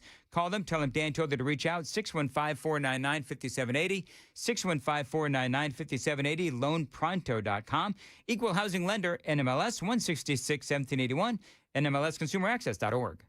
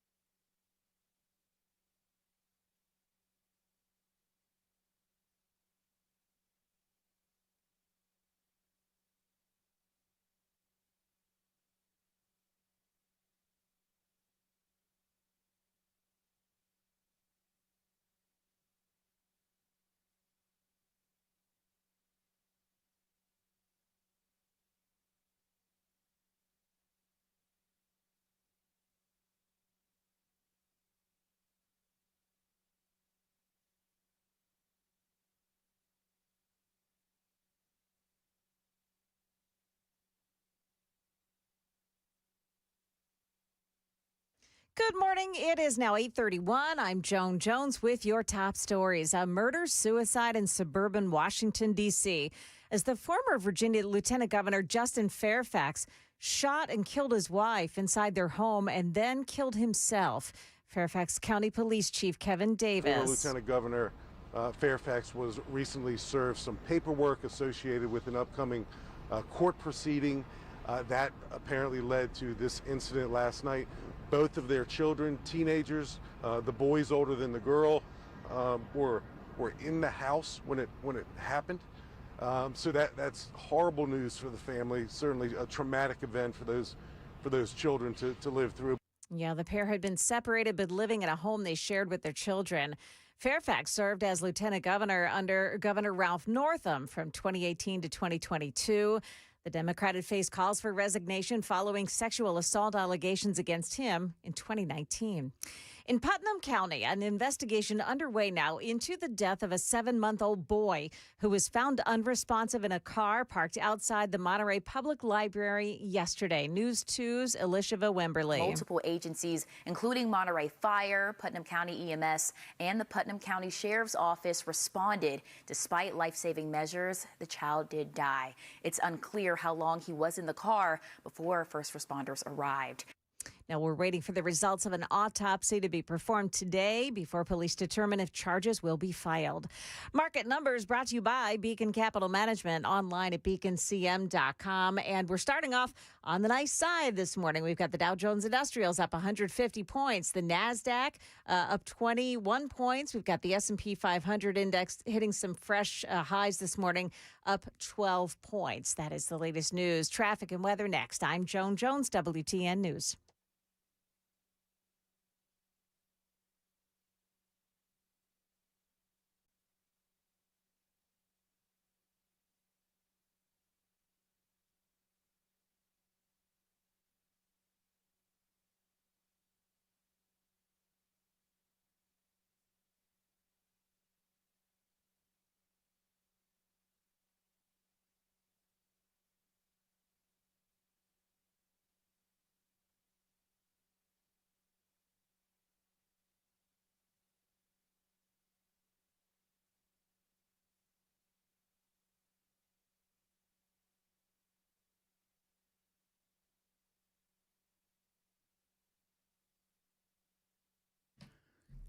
Dan Mandis here for the Glock Store. Let me give you a date, Saturday, May 30th. You want to go to the Glock Store's open house, and this is going to be, I'm going to be there. This is going to be, I think, my 4th or 5th year. I'm sorry. What? Okay. What just, honestly, what just happened? Did you just pull a Swalwell? That's the microphone. I had to move the microphone. Okay. I know what it sounded. Yeah, I know. Yeah, I know what it sounded like. Definitely sounded like that. And can I just tell you, there's nothing worse than sitting here knowing you've moved the microphone and it made that sound, and you're thinking, do I address it? Are people going to think that I did a swallow well? That was the microphone. Until Joan said something. Was the camera on? Hopefully people will see that the camera was on, and that was actually the microphone. Not on, so it's still anybody's guess. All right. That was rather explosive, but again, that wasn't me. That was me moving the microphone. Now it won't do it. Of course not. It won't do it now. Whatever. Sure. Hey, Joan, can I tell you about the Glock store? You tell me. And their open house, please. Saturday, May 30th, Glock store. Their open houses, they've got incredible vendors there. They've got raffles, so they've got amazing giveaways as well. They've got food trucks. They've got speakers. They've got all kinds of folks there to give you great deals on ammunition, guns, of course. You want to bling out your gun, you can do that with all of these various vendors at the Glock store. It is a lot of fun. I'm going to be there, and Chris is going to be there. Matt Murphy's going to be there as well. We want you to show up. We want you to come out and say hello. The Glock stores, it is their open house, Saturday, May 30th. Save the date. We hope to see you there. The Glock store, my place for all things 2A. Find them online at glockstore.com and shoot270.com.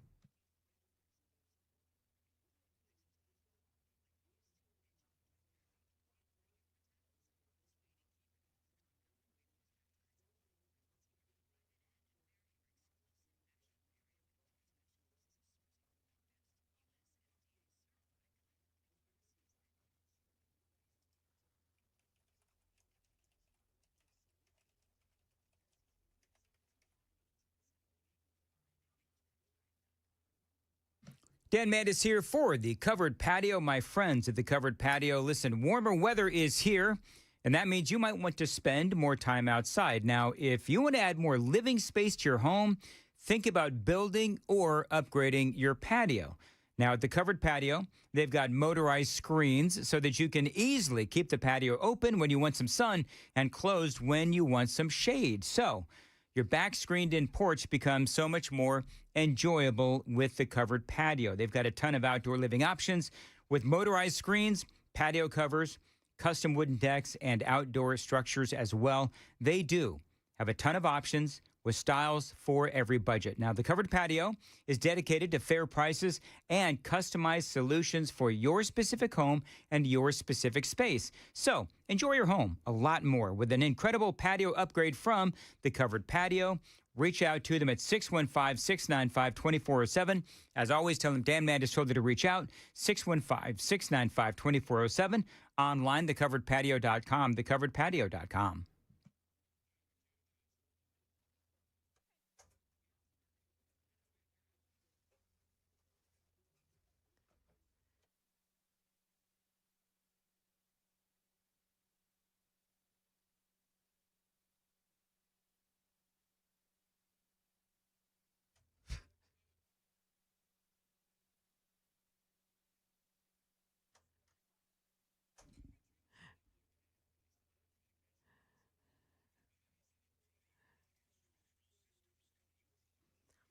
All right, there is a crash in the West End this morning. It's West End Avenue in both directions at Bowling Avenue. The intersection there blocked off by this crash. Also, 24 eastbound side in Christiana. You've got an accident this morning at Rutherford-Bedford County line. It looks like it's stop-and-go traffic from the Hoover Gap Road overpass. Be careful in that area. And in the Gulch, 40 westbound at Demumbrian Street, still working that crash scene on the right shoulder. Traffic every 10 minutes every morning on Super Talk 99.7 WTN.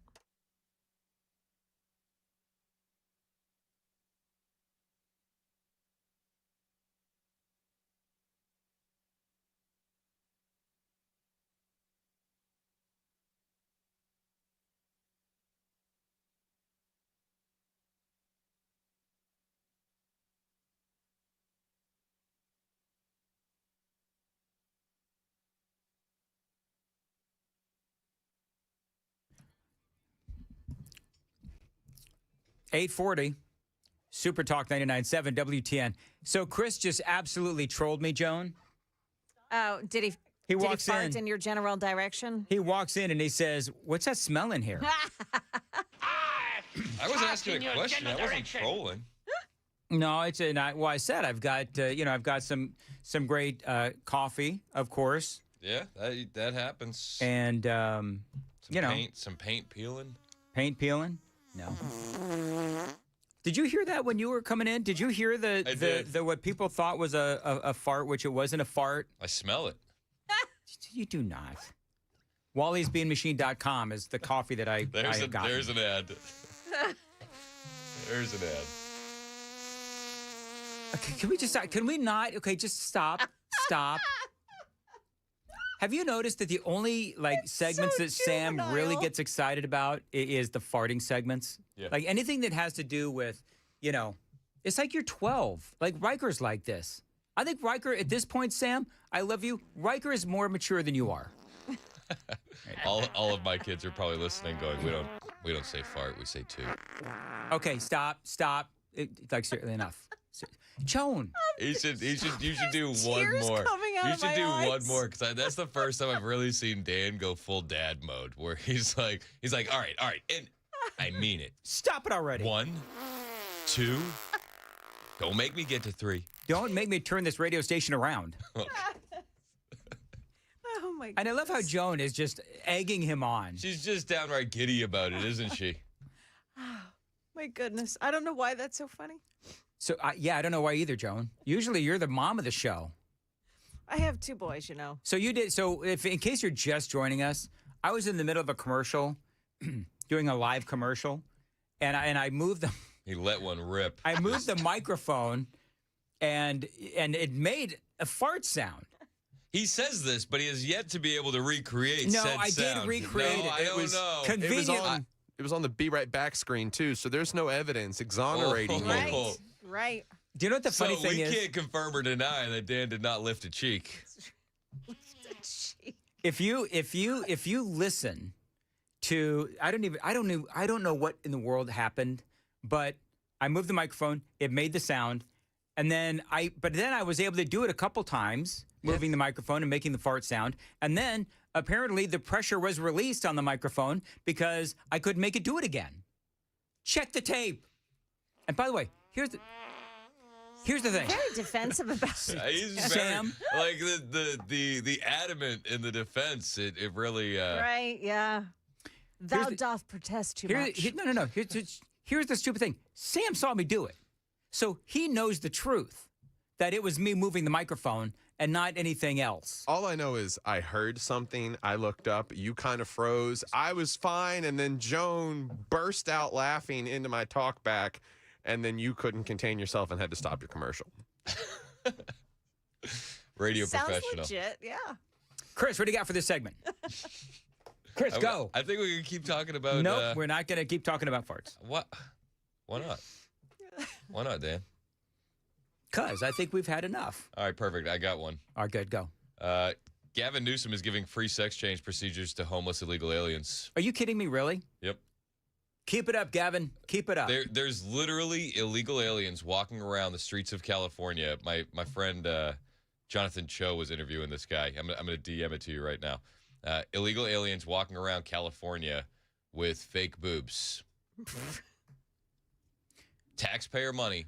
Well, now that he's getting... And listen, they're not even modest, okay? Oh, yeah. It wasn't like this. Are there some Byron Gnome? They went they went full bazinga. I was going to say, now that Brian Gnome is no doubt getting divorced from Christie, he'll probably move to California to be around all of those, what did you call them? Gazookas? Bazingas. Bazingas. Bazinga. So this illegal alien's on the street. Yeah. And they're getting interviewed, and then they said, oh, yeah, all the illegal aliens know. If you want fake and free boobs. Fake and free boobs. But I think it's a little discriminatory because they're not doing this for the illegal alien females, just the illegal alien males. All right, here is Super Talk TV, so you got some video here. What is your name again? Jacqueline. Jacqueline. This is the first time I live in a shelter. Yeah. A lot of Latino here, so definitely some are migrants or undocumented. I think that. And me as a trans woman, Yeah. I feel safe. Were you able to get the hormones or, So that's a dude. That's a dude. That's a man, baby. Joan, are you watching Super Talk TV? No, I wasn't. Can you tune into Super Talk TV real quick? Okay, here I go. I got a reason. I got a reason for this. There's a reason for this. Yep. Let me know when you're there.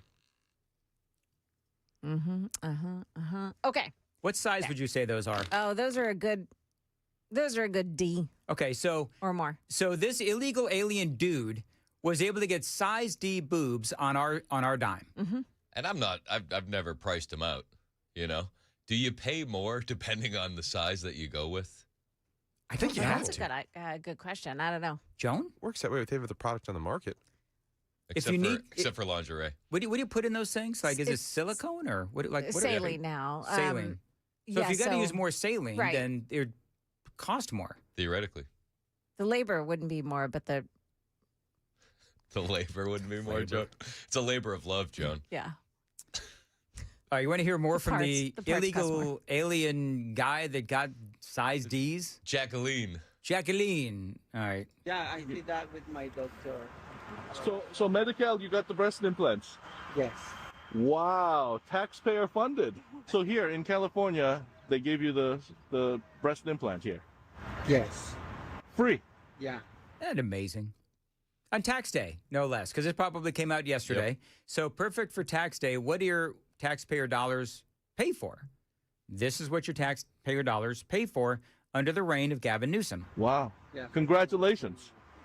Do you feel like that's a good benefit for other migrants here in California?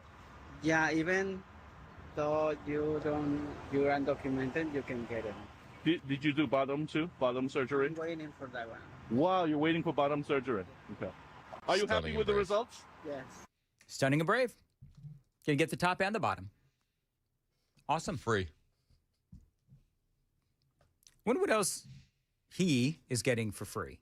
Like, he's just living large, right? Oh, I mean, everything. The rent's got to be paid. The food's got to be paid. The cell phone's got to be paid. The health insurance is obviously paid. It's kind of funny the whole stunning and brave thing, really, because you don't actually accomplish anything except get surgeries. Yep. So that's insanity. So that's where taxpayer dollars are going in California. I don't know. So is it Medi-Cal? So is that taxpayer dollars from strictly California, or is it like in Minnesota? I believe so. I believe that Medi-Cal doesn't get federal funding. I'll double check. By the way, despite the fact that Jacqueline there, or whatever it is, has the size Ds, it doesn't help the face any. She should have worked on the face. Oh. Jeez. What? She looks like a man. Because she is a man. What? I'm just, whatever. I don't think you're being harsh. I think you're being factual. Fact check true. Well, it's just... Oh, wait. Hold on. Get ready to be pissed. Why? Medi-Cal is jointly funded by the federal government That's and what the I state thought. of California. That's what I thought. The federal government covers roughly 50% to 65% of the cost. So one of those boobs was from you and I. 7131 says it's the same price no matter what size implant you get. They have a soft silicone type material that is nicknamed gummy that is used most typically nowadays. I hear them talking about that a lot on the Matt Murphy show. Goomies. They're always talking about goomies. Always about the goomies. Okay. My reaction was because she pointed out the face, but the other things he purchased were fine. What'd you say? Nothing.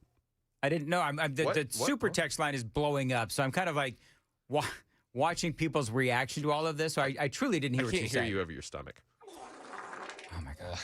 You're killing me, Smalls. You are killing me. Anyway, no, people just stop. Just, seriously, stop. Don't make me turn this radio show around. I've already done enough damage to the show this morning already. Oh, yeah? Yeah. That chair got a hole in it? Mm-hmm. 2025 said, Dan farts and man boobs. I love this show. I'll tell you what. Anyway, very good. Oh, this is so funny. 1761. When does KGB get back? Oh, geez. Wow. Shots fired. What? Never. That is See, like 27-14. Please, Dan, move on from fart talk. I try, but when my cohorts at 8:35, when they've got the mentality collectively of like 12, 13-year-olds, it's you know what? I shouldn't be the most mature person in the room. That never happens. What is this collectively? I'm bringing hard-hitting news journalism.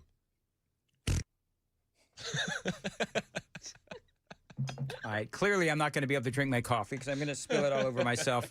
Thanks to you guys. Hey, did you hear that Joan got Joan owes the government $4,000? Oh, jeez. Yeah, she sure do.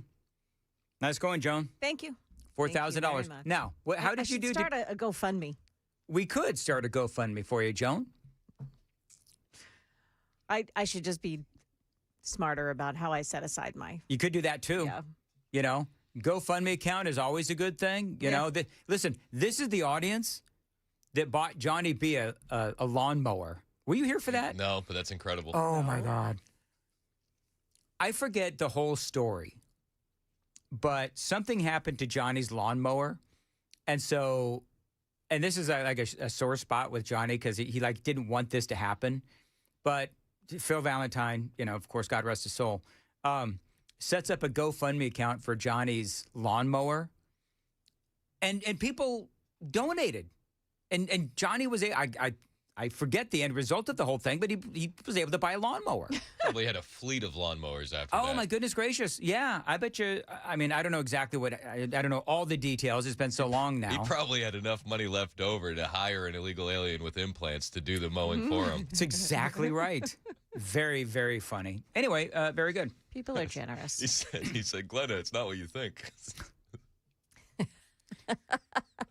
Anyway, all right, it is 8:52 on Super Talk 99.7. Joan, what do you got coming up in the news at 9? Yeah, the latest on those storms that are arriving this afternoon.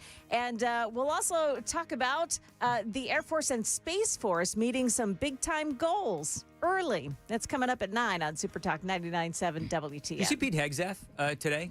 I haven't seen it yet. All right, well, lots of good audio. Yeah, I'm going to play some of it. I played some of it. He came out kind of, swinging for the fences against the Iranians, which he should. And I like the fact that is indeed what the Secretary of War did.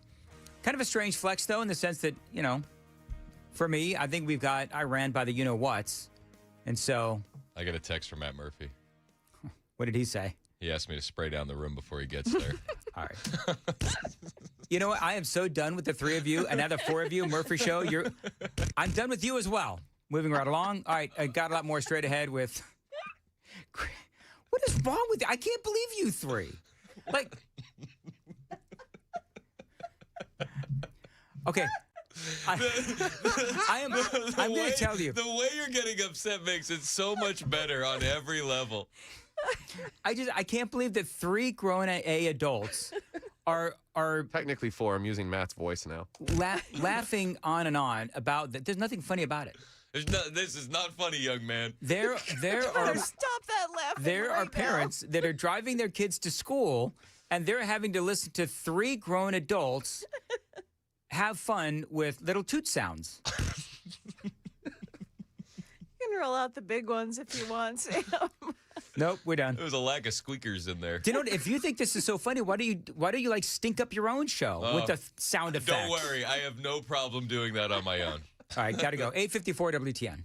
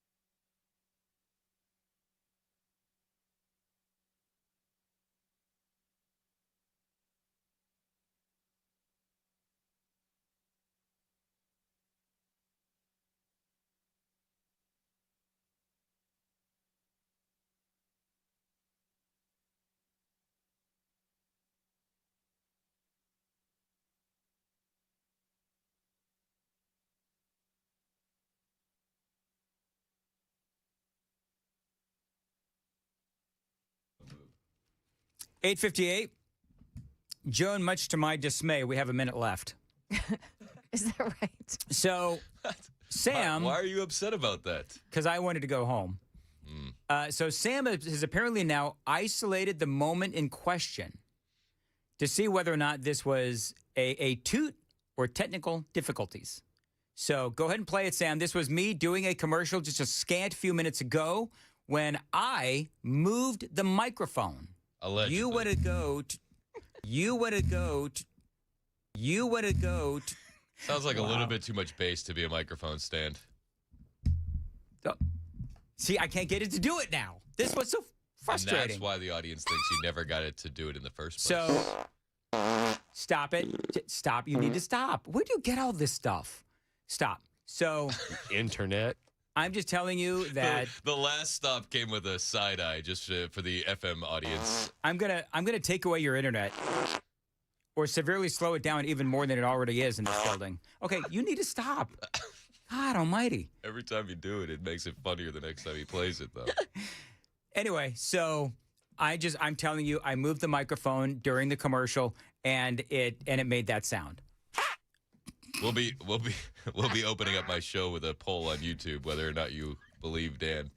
All right, moving right along. It is 9 o'clock on Super Talk.